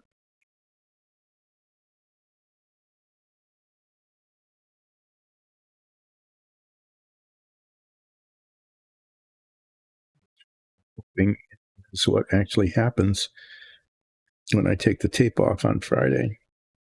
So yes, indeed, after doing all this taping, I'm going to spray paint the red paint on these parts and hope for the best. Hope I don't have to do a whole lot of touching up afterwards. Touching up always results in, for me, a sort of a ragged line, not a beautiful straight line. Be a $50 paint job line as opposed to a perfect factory installed handmade car, Rolls Royce kind of. Oh, this is curved. Nice. Nice, nice, nice, nice. Great. I want this tab, not a straight line across. I thought it was, but it's not. I want this little tab to be metallic.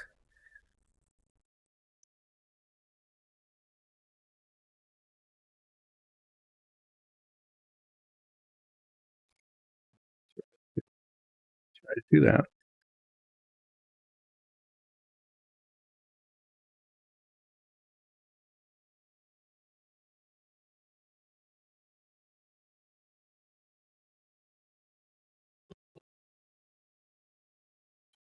Too bad.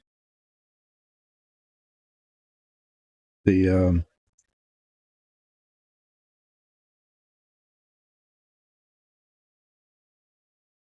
think that will actually be okay.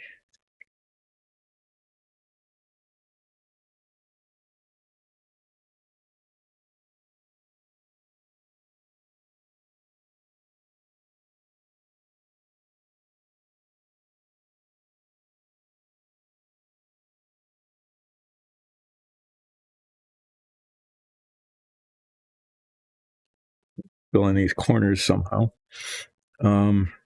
Yeah, so I lost my train of thought, or my car of thought, or my vehicle of thought.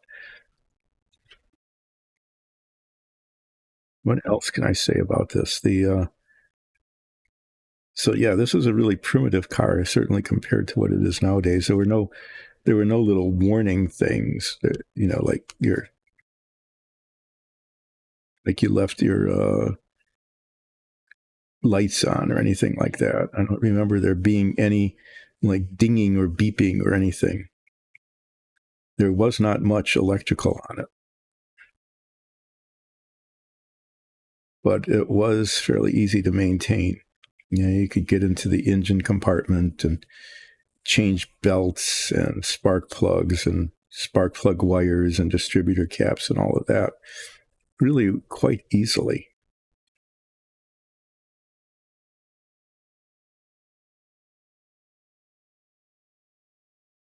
Which was kind of, that was a good thing.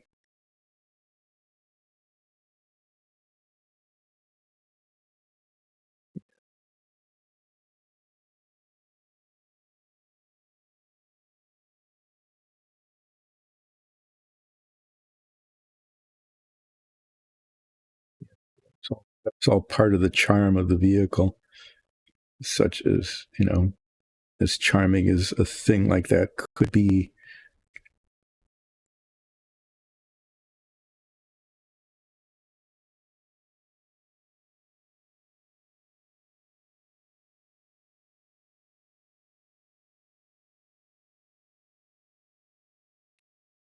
My brother actually ended up doing some modifications to it.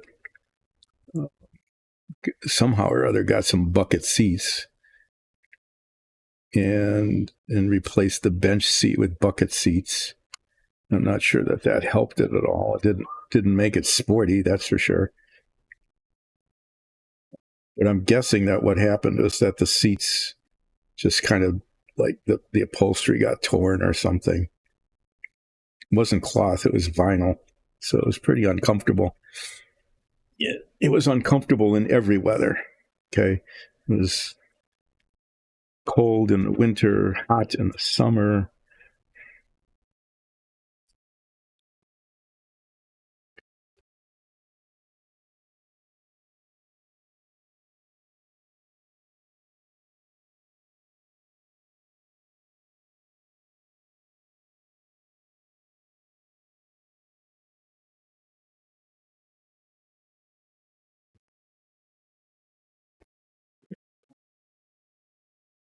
That's just not staying there.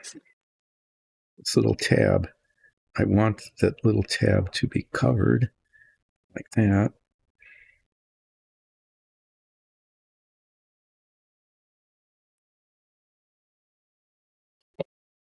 Keeps uncovering itself.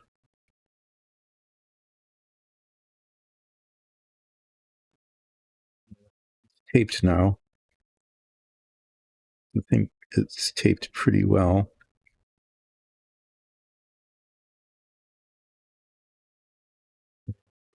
If it isn't, then I'll just spend a fair amount of time doing touch up on it, I guess. Guess that might have to happen. See how it looks after it's painted. That's sometimes I've actually had really good luck, like with the Apollo. I did a fair amount of taping and spray painting on that. The pieces were a little bigger, easier to work with than this, but it turned out okay almost every time. I don't think, except for tiny little spots, I don't think I ever had any problems with the lines that the masking left. I just remember being kind of surprised sometimes about how well it turned out. Like, especially little bits like the windows on the lunar module.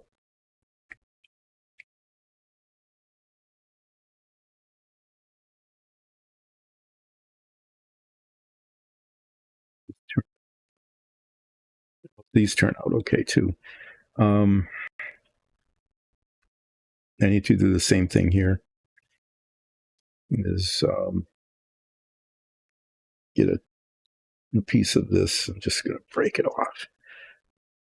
Maybe not. This is bamboo. This is actually quite there. That was great. That was a really stupid idea. Look at it, just frayed all over the place.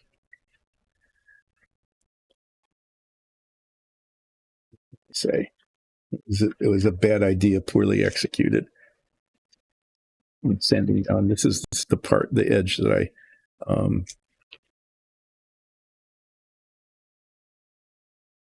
cut earlier here.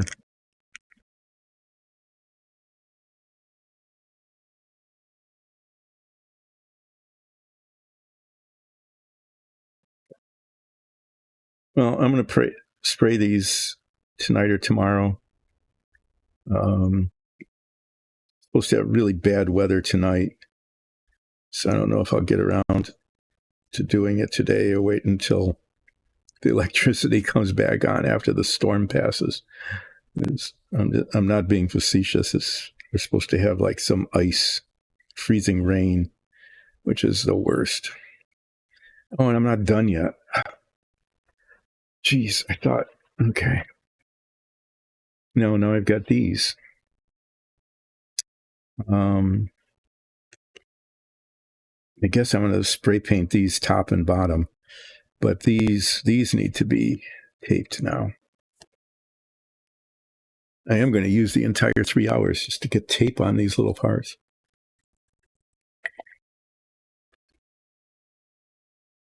I don't know how I managed to forget about the radiators. Wishful thinking. I was wishfully thinking that was it, that I had been done with it, but nope, I have a good deal more to go.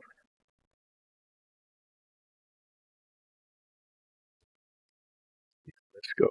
This should just be a straight line kind of taping thing.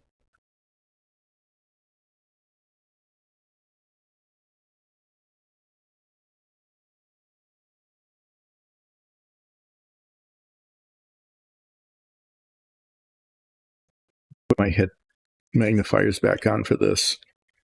It's not just that it's hard to see, but because it has these veins on it, the radiator veins, it kind of shimmers. It's hard to focus on.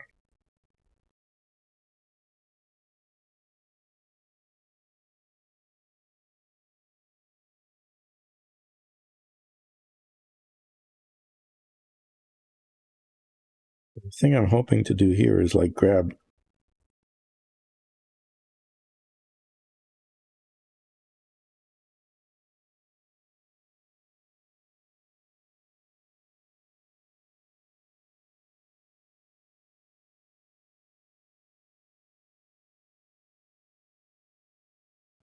down into the gap there.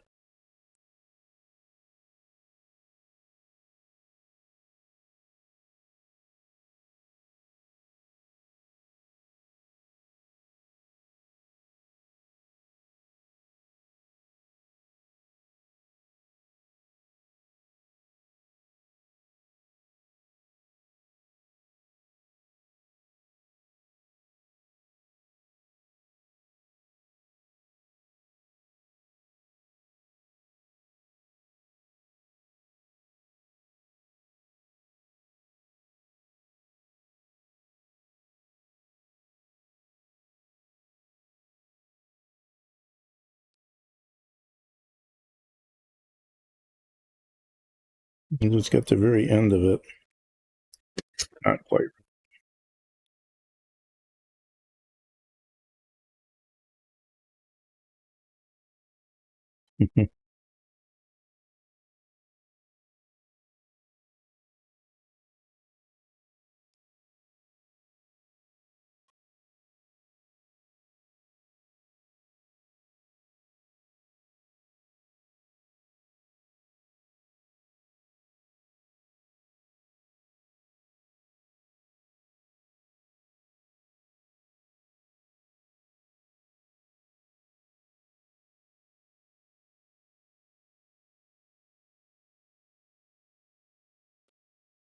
We have to do this 4 times.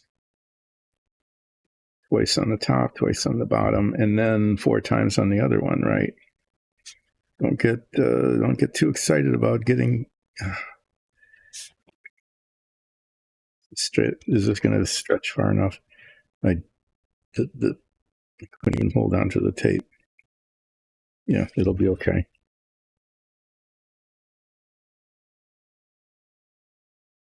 Just slow down.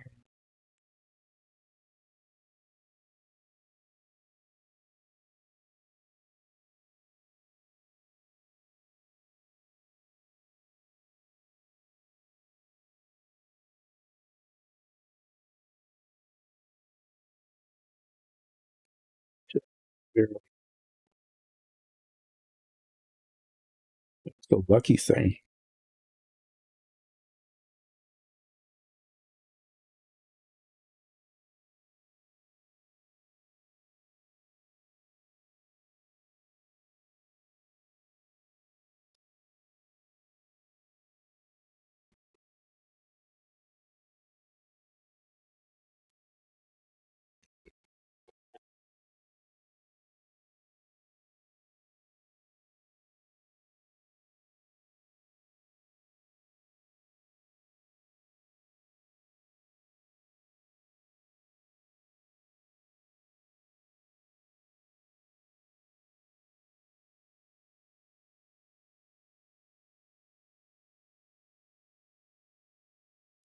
Just,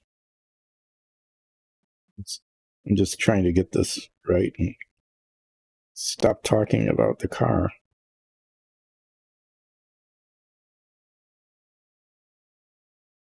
But it wasn't a very good car. It did, there, like I said, it was mechanically really simple. It had no power anything on it. So turning it, you know, it had a tractor engine. But I think tractors actually turned. No, it probably had. I bet they even used like the tractor steering box because it was just a beast to turn. It wasn't lithe. Like I had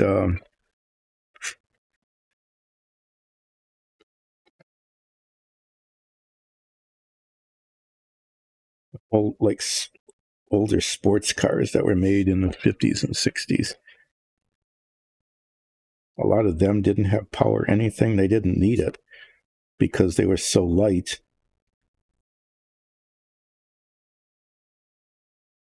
that you didn't need power steering. It was just really quick. And the power would just get in the way of the responsiveness of the car. But this wasn't like that. Considering it at the time was considered to be a compact, like a small car. And it was really quite heavy. I can't say that it was like robustly built. It was just heavy. It was clumsily built. It was built like its tractor forebear or whatever. It was just that kind of thing. So the brakes were fine. Well, I mean, considering that back then there weren't any disc brakes. There wasn't such a thing. These were drum brakes.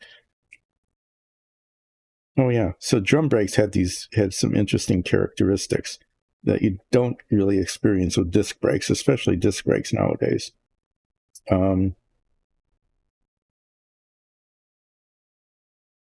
One thing is that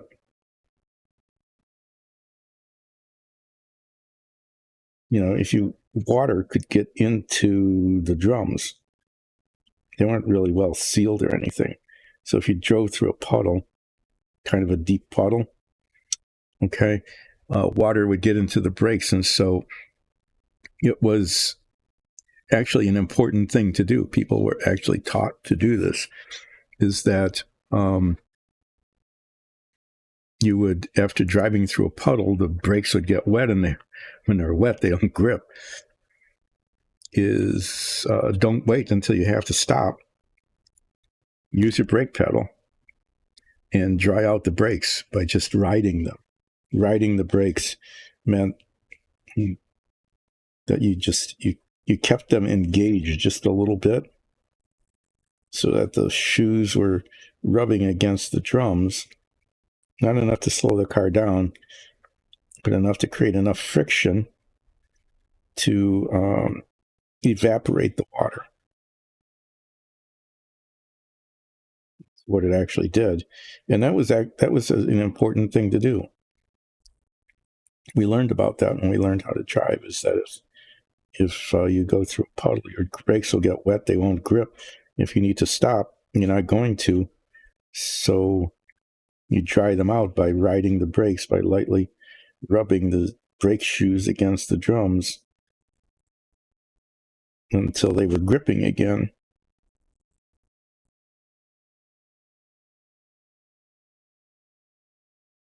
The other thing that drum brakes did was fade. And brake fade was a polite way of saying that when they got hot, okay, if you've been using them a lot and they got hot, the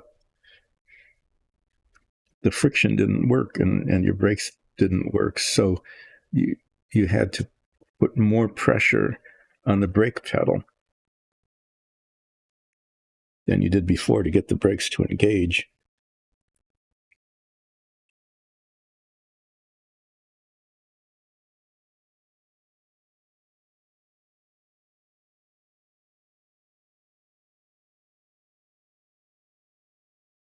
Those were two things about the drum brakes.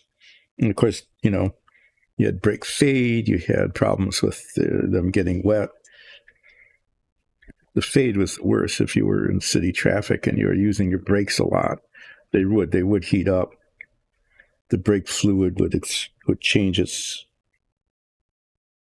it either contract or expand. I think it expanded because it got hot. Your brakes didn't work as well. Just had to more pressure. And it was important, to kind of test that up, just anticipate it. Because the last thing you wanted, not the last thing, it could have been your last thing. If coming up to a stop sign too fast and your brakes didn't work, that very well could have been your last thing. You didn't want it to be. So sometimes if you weren't sure, would just test the brakes by pushing down on the pedal to make sure that they were still at least doing something. This part is going. I shouldn't say anything. It's going. I am I'm closer to being done than when I started, which is always, when one is doing something, you'd like to be further along than when you started. A desired consequence of doing things is getting further along.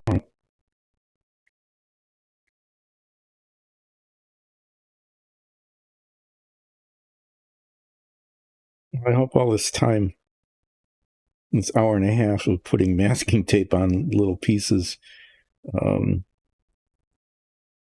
out to be a worthwhile effort. That last one didn't go well.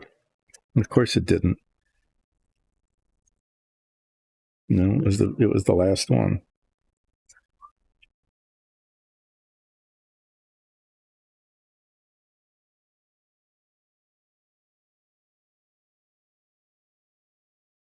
Not sure why that happens, but sometimes it does. That the last one phenomenon, it takes on several forms. A common form of the last one phenomenon is, say, you're taking something apart because you want to replace a part, or just taking it apart for a reason. And it's got 6 bolts. Okay. And the first bolt doesn't come out very well because, you're trying to get the right size wrench. There's a little bit of rust on it or something. Okay. But then it comes off, and then the next 4 just come right off. Just, it takes a little bit of torque, and you turn them, and hi, who? Oh, Brogger, hi. Thanks. I wasn't looking up. I had despaired that anyone would be joining in chat, and so I was just sitting here taping things, not like taping, recording, but putting tape on things.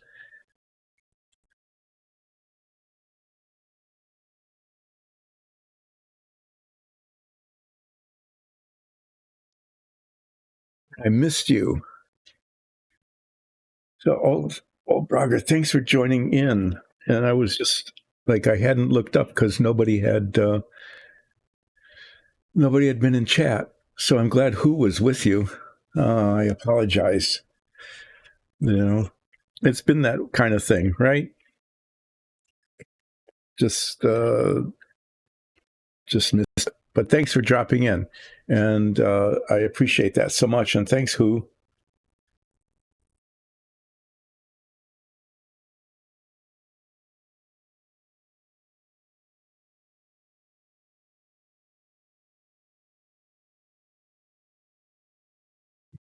Thank you. Yeah, you're gonna. Did you already ask for a flip? Did I miss the whole thing? Did I miss you asking for a flip? Say it now. Come on, Who? Ask for a flip. Because I haven't done one of these in like months.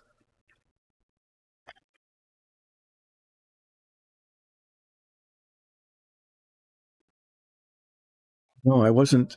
I was doing this. Okay, it went for 2 hours. There was nobody in chat, so I stopped paying attention while I was taping these little pieces, and then people got on, and I missed it. Oh, I feel badly about that. It's just part of the incompetence of this stream. Here, I'll do the paint, no paint one. Here we go. No paint. Paint. Paint. No paint. That wasn't a very good flip, but I'll count it anyway. 3-3, great randomness. I got 3 of each side. So probability continues to work. Okay. So this isn't quite as bad as last week, Wednesday, when I spent 3 hours sanding down little filled in circles that I had filled in because they annoyed me. They're mold circles. This isn't quite as bad, but I've now spent 3 hours, and this is what I've done. Here. It's not true. 2.5 hours. I got tape on this.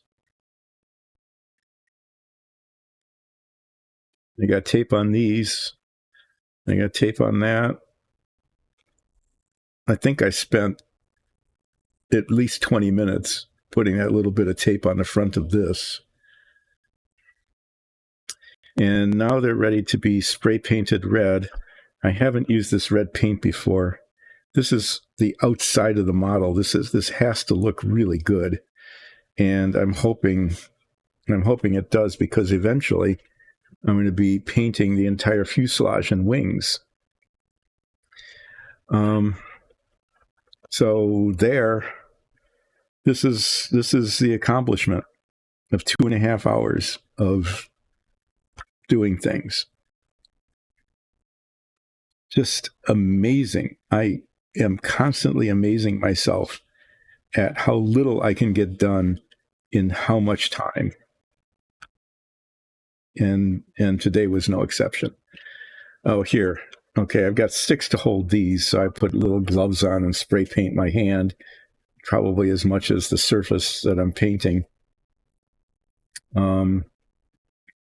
But these, I can't do that. I'm gonna tape those onto a little piece of cardboard. Be right back.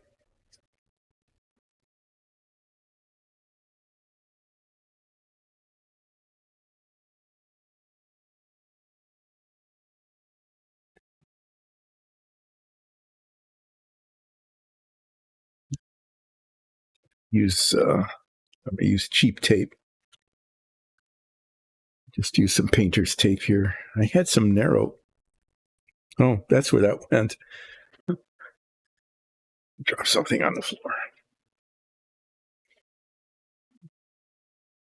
And I'd forgotten I dropped it on the floor until I stepped on it. Fortunately, I didn't step on the pointy bits. I didn't step on the pointy bits. I didn't hurt myself much this time.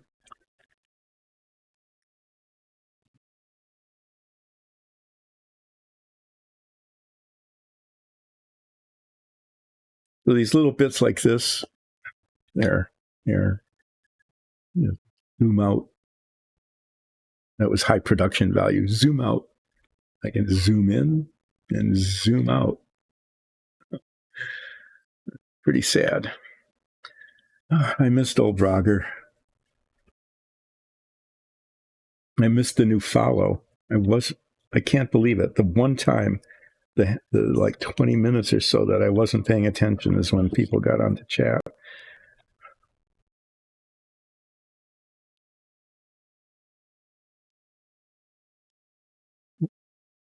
I don't even know. Maybe I can get on there and scroll up.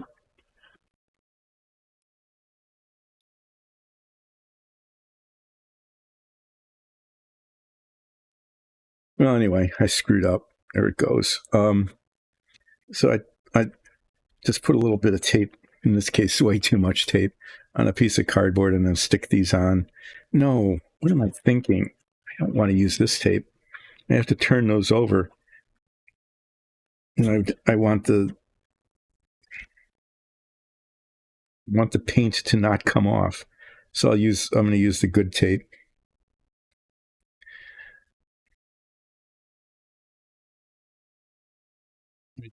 I mentioned at the very beginning of this stream, which old Brogger and then maybe the new follow does, that we recorded an episode of our Dungeons and Dragons show last night. It wasn't just last night. It went into the early morning. So I'm a little bit sleep deprived today. I'm a lot sleep deprived today.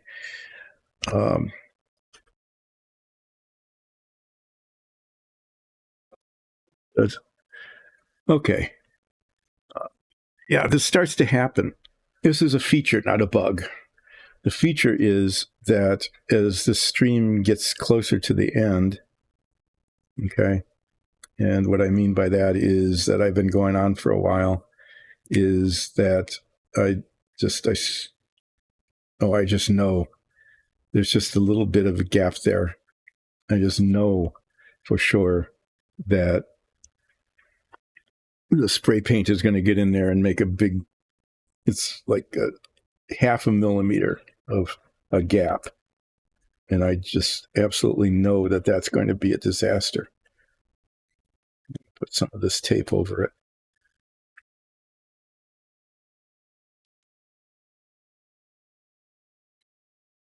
Maybe.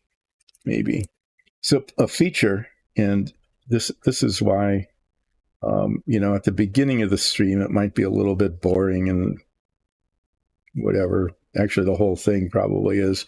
But especially near the end like this, as I'm getting into the last half hour or so of what I'm going to be doing, I start losing focus. I get a little bit chilled because it's actually kind of cold down here, which is why I'm wearing this vest. My blood sugar starts dropping. I still have a lot of coffee left. That's not the excuse.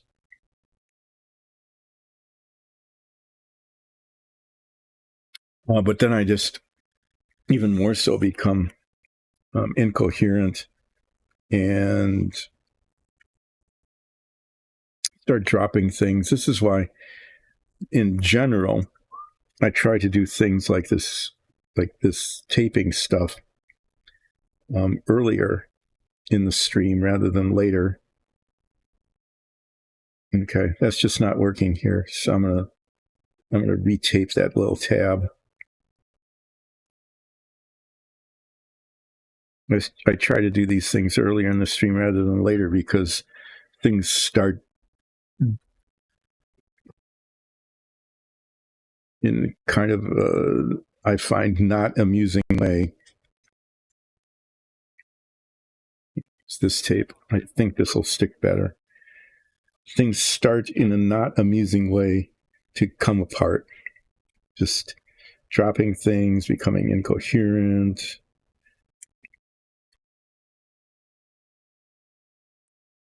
Not looking up at the chat screen for the one time when people were actually in chat. After I'd been whining during this entire time about how nobody's in chat today. Have they forgotten about me? Am I left alone? And then people did show up and I didn't notice them.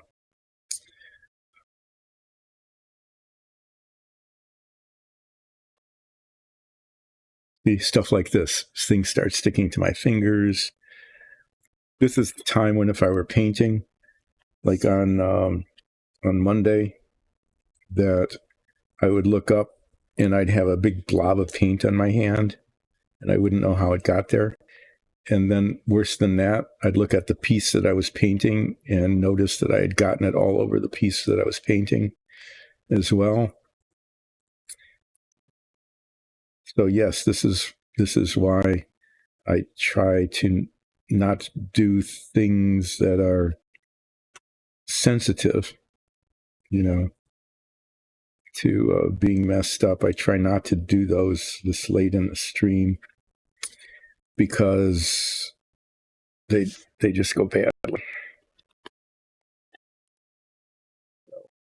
I should do things like I should put sharp instruments like scissors. I should put those away at this point in the stream.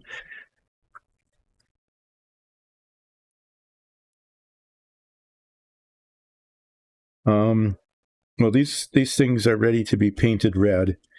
On Friday, I will be unmasking them and just finding out how it turned out. Hopefully it'll be okay and I won't have to do too terribly much touch up. One thing I did do is this says, I translated this, it says, if you're going to paint this red, mask everything that's not going to be painted red so it doesn't turn red when you don't want it to. And then it was these down here. Each of these little struts down in the horizontal stabilizer has a different number on it. And they look identical. It looks like 4 identical parts, but they're all separately numbered. And I thought, well, there's a big instruction thing here, and it says, don't take them off all at once. You'll get them mixed up. They have to go in the right place in the right order. So take them off one at a time and put them on with tweezers. And I'm beginning to understand why, because the fuselage tapers here. Okay, so these are different lengths. 9 and 10 are different lengths from 11 and 12. I would think that 11 and 9, 12 and 10 would be interchangeable, but apparently not. So putting this together they really made a point of that, is you take each one off the tree one at a time and then put them on one at a time. I haven't looked at them yet, but I can say I just know that these are injection molded and that there are seam lines on each one of these. Okay, I can feel it, that there are just ridges, like seam lines on the inside and outside of each one of these that needs to be sanded down. And so the process is going to be take off one, doesn't matter which, start with 9, why not? That's the best number, right? Sand it down, apply it. Take number 10 off the tree. Oh yeah, I have to sand down where it's attached to the tree. Okay, file it and sand the sides and attach it. It's just going to be like that. It'll probably take an hour to get these things on.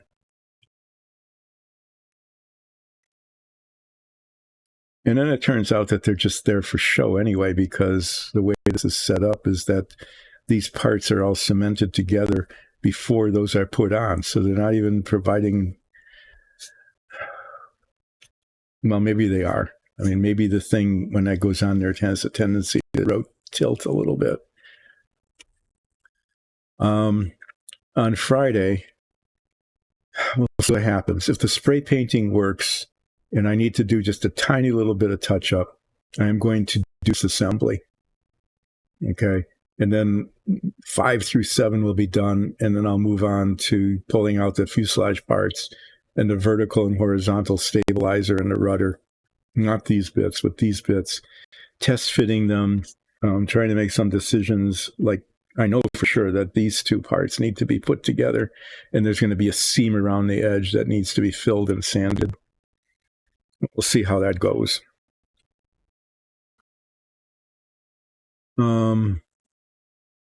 Yeah, and then the same thing with the wing and the floats. And then I need to make a decision about, I probably need to translate this. I'm not sure what this all says.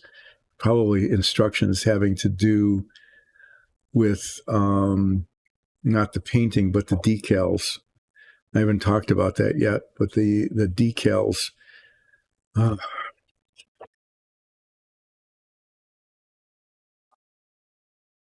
So these have green, white, and red stripes. Okay. And the red is the red that's painted everything, but the green and the white actually come as decals, which then go on. But it doesn't look like they're painted on. It looks like they're decaled on. At least that's my concern. And so one of what I need to decide is whether I'm going to get green and white spray paint, because I can't use an airbrush. I've talked about that 1,000 times. Whether I'm going to do the green and white decal or try to paint it on. And that might be what this is about. It might be what this is about. I'm not sure. But I'm a long way away from this at the rate I'm moving. What I will be doing, though, is I'll be skipping around a little bit. So, like, what I'll probably be doing next week, okay, assuming that I don't get caught up with dog sitting too much, is these parts that need to come together, like the vertical stabilizer, the tail, and the wings, and the floats, okay? I'm going to take those out and prep them and cement them together, because I need to then fill in and sand the seams all around so they don't show. Otherwise, you got a wing that looks like it's got seams instead of a seamless. So those are things I can do, and start painting the interior. This is painted the wood color because the fuselage is actually supposed to be made out of wood. So that takes 3 coats. I know that because when I painted the bottom of the fuselage, it took 3 coats, thin coats of paint to get that right.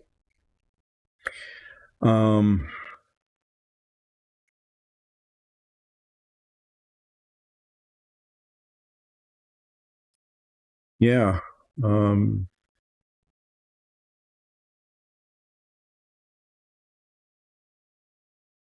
Yeah, I'm gonna have to skip around a little bit. This is like right here. What I'm looking ahead is that, the struts here that hold the engine mount on, those are cemented in so that all be painted together. The hole here needs to be taped, but here there's a hatch that goes over the machine guns, and I'm not sure if that's cemented on. I'm not sure why it was just made that way, or whether it's meant to come off like a maintenance hatch. The cart's already done. I did the last thing first. Okay, that's the kind of thing I'm going to be doing. I've got, 20 minutes left. I'm going to pull out the dark gray lump thing that was supposed to look like a piece of rock.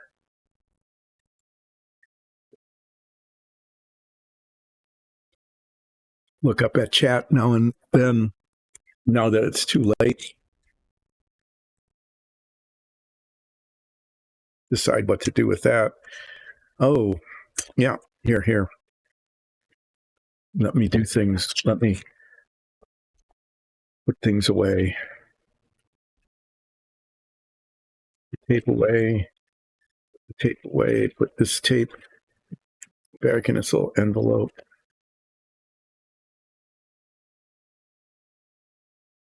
Cleaning up my work surface.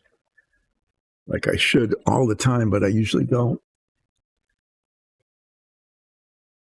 Set the sticky tack aside. figure out where it goes later because I don't remember. What I was going to do is take this neutral gray color and dry brush a bunch of it into this. And I want to use a whole bunch of big brushes here that are now next to impossible to get out. I'll just sort of piled up. Yep, and the one I wanted is the one that dropped on the floor. Of course it is.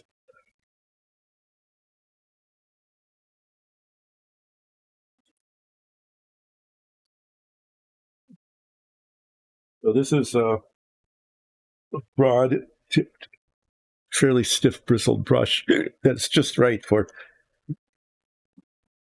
doing this. I think I can do this, lightly brush across the surface. I think I can do this in my current state of being near the end of the stream.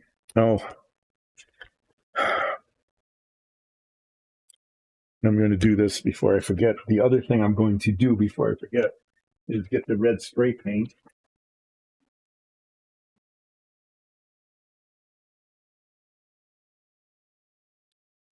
Bright red glossy spray paint, and stick it in my pocket.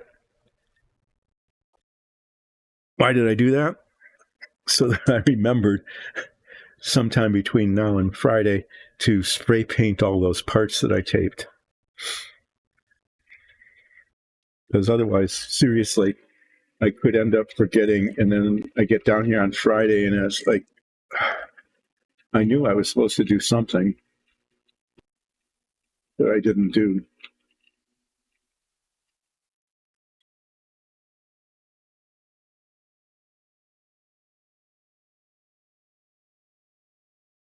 So who, you're going to do a music show?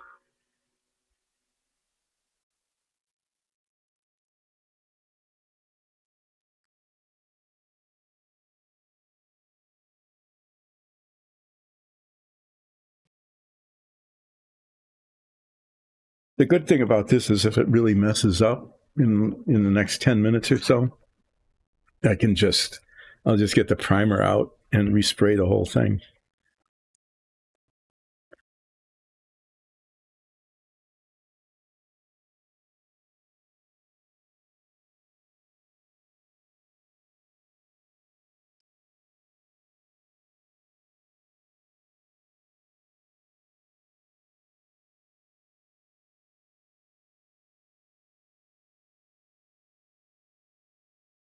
No, that wasn't good. That wasn't dry brushing. That was like mess brushing.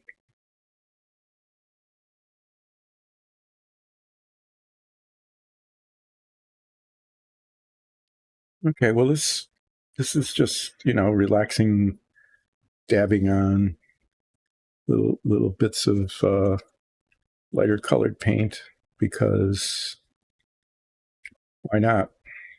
Didn't the washing wasn't an effective way of making the dark highlights. So I guess do lighter highlights. This is a Bob Ross kind of thing. If you ever watched a Bob Ross show, teaching you how to paint, and there's no way. I mean, he just does this kind of stuff.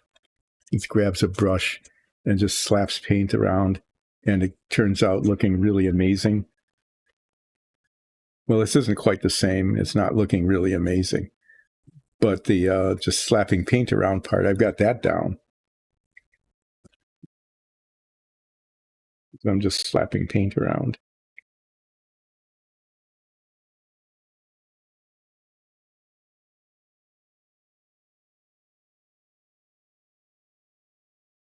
It looks better than it did when it was just monochrome. Yeah, so I spent a little bit of time and a fair amount of wash on Monday trying to make this look textured, and the wash didn't work. It didn't stay dark where it puddled up. It didn't work. But this is highlighting the high surfaces. I can tell because they're getting lighter. It looks better. I mean, it looks better than it did. It looks better as in not just a monochrome blot.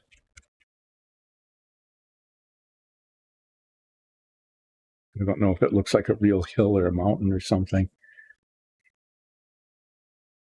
Nicole would have done an amazing job with this, but this is just I don't know if this is actually going to be used as a prop on our D&D show.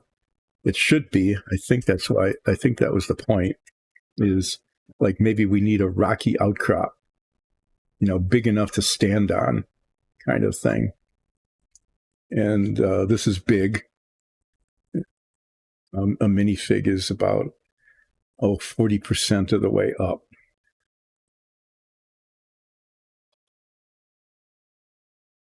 Okay, so this is getting paint on it.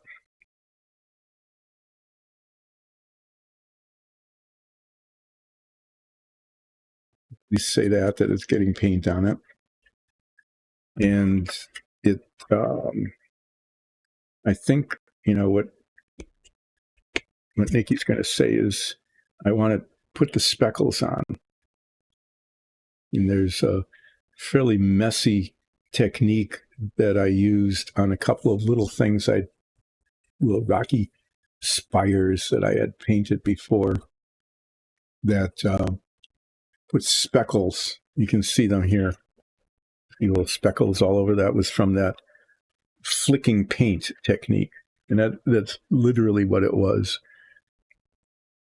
And I use the word literally correctly, not like most people do when they just mean actually, as opposed to literally. But in this case, it does mean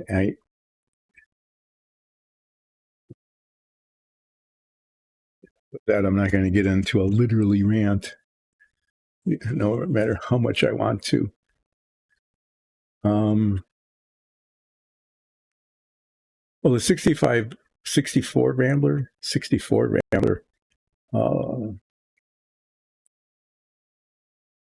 cheap car with, back in the day when the rear seat was an option, in that they charged extra to have a seat in the back.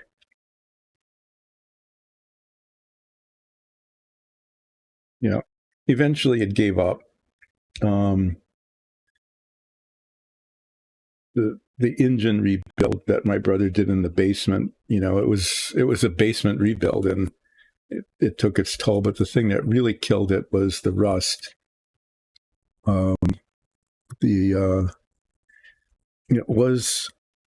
It was not a rare thing. It was a fairly common thing for people to have a car that you could see the road from the inside.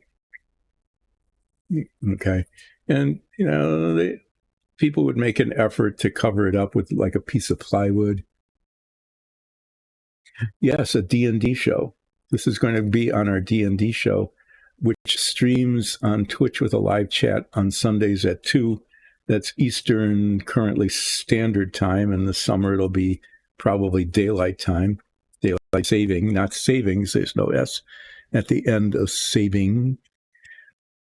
One of the reasons, I was tired today is that we recorded an episode last night and early into the morning, and we only messed up the DM's plans a couple of times. Only one that was really in a way that she found very disappointing. But yeah, you need to watch our D&D show, because that's what this is all about, is our D&D show. Not about painting. This is just something to get me out of I think, I hate to say it, but I think what happened was, this stream started as the place where we painted the minifigs and dungeon tiles and stuff for the show.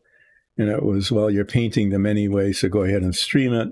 And so we did. I told this story many times, but then there weren't any. And they said, well, keep the stream going.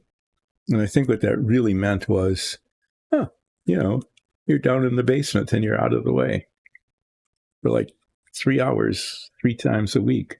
That's pretty good for the rest of us. So here I am, staying out of the way. But our D&D show, Dice and Dungeons D&D show, is the main event. You need to watch it. If you can't catch it on Twitch, all of the previous episodes are on YouTube, or you can listen to them as a podcast.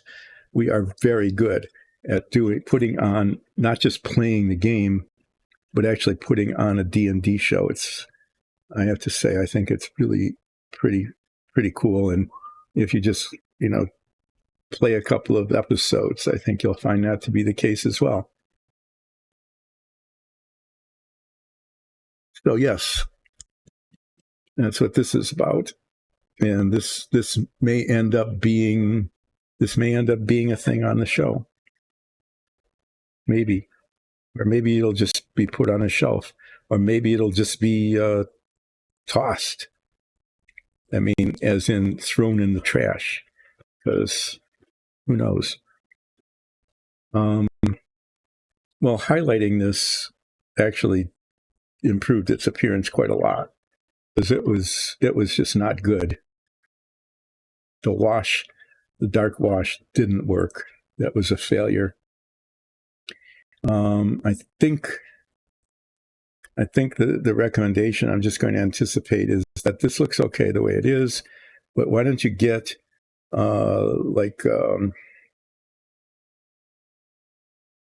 buff or something, a lighter color, and do yet even more, a few more highlights, not a lot, but just some of the really high points. And then put speckles on it. I don't want to do too much of this, but I've got a little paint left on the brush, so that. Anyway, watch our D&D show. Become a follower. Catch it on YouTube. Become a subscriber. And you can always go to patreon.com/dice and dungeons and become a patron and get things like our DM notes and our improv warm-ups, and more recently, hot takes from cold reads, where we ask AI to write something for us and then we read it. And it's always, well, our commentary is justified, I'll put it that way, given the quality of the stuff that's returned. Lately, it's been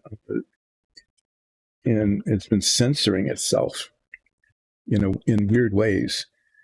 Like it's pretty much just saying, I only want to think happy thoughts. I'm not going to say anything that isn't positive and light and fun. And I think that's a lie, because I'm sure that people are using it to produce all sorts of things that are not fun or happy. But it's been that way for us. Oh, okay, yeah, brush down like this. Okay, well, this looks more rock-like. This looks more rock-like than it did before I did all of this to it.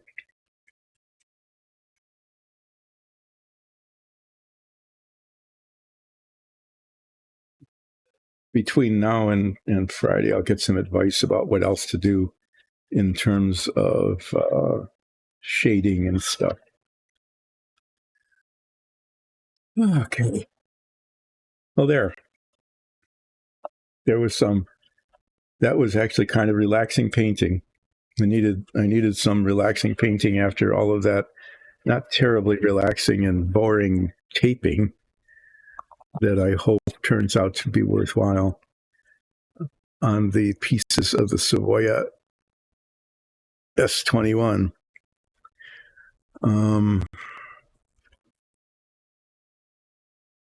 So almost finished. I almost finished the stream. It was just a little tub of water. I picked it up on its end like this, and it's almost slipped out of my hand, and I almost spilled a large quantity of water all over the workbench. That would have been I still have an opportunity to do that. Okay. I haven't emptied this yet, but that would have been not good. And okay, I just used up my paper towel by dabbing the brush against it. Oh, I already tore it.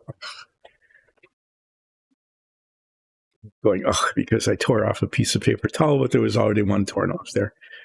I don't think that's a big deal. It will eventually get used. Oh, this is not cleaning. The paint is not coming out of this very well. So watch our D&D show. It's really good. That's what Dice and Dungeons is all about. I will be back on Friday, and hopefully, well, I will be if I'll remember to spray paint those, because I put the can of paint in my pocket. I'll probably spend some time explaining why I don't use an airbrush, because I don't know, because I can't. I've tried many times, and I didn't want to, but I was forced to reach a conclusion that I can't use one. I make huge messes. The paint doesn't go where I want it to go. I get it all over my gloves, because I glove up when I do it, because I know the paint is going to go everywhere.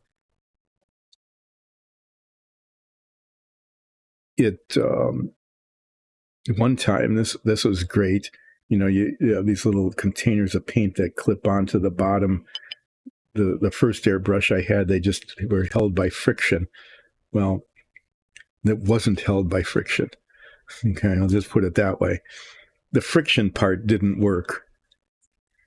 And so, yeah, the paint reservoir fell out of the airbrush, and the paint that was in the reservoir went everywhere. Cleaning up the airbrush, I just never figured out how to do that without just spending a huge amount of time blowing thinners through the airbrush. I don't know. If you're going to be doing modeling, either for whatever reason, if you decide that you're going to be doing modeling, I would strongly encourage you to learn how to use an airbrush, if you possibly can, because it's way less expensive and more accurate, and in almost every way better than the spray cans of paint. But I'm limited by what I'm able to do, and airbrushing is one of those things I can't. So there, I told that story.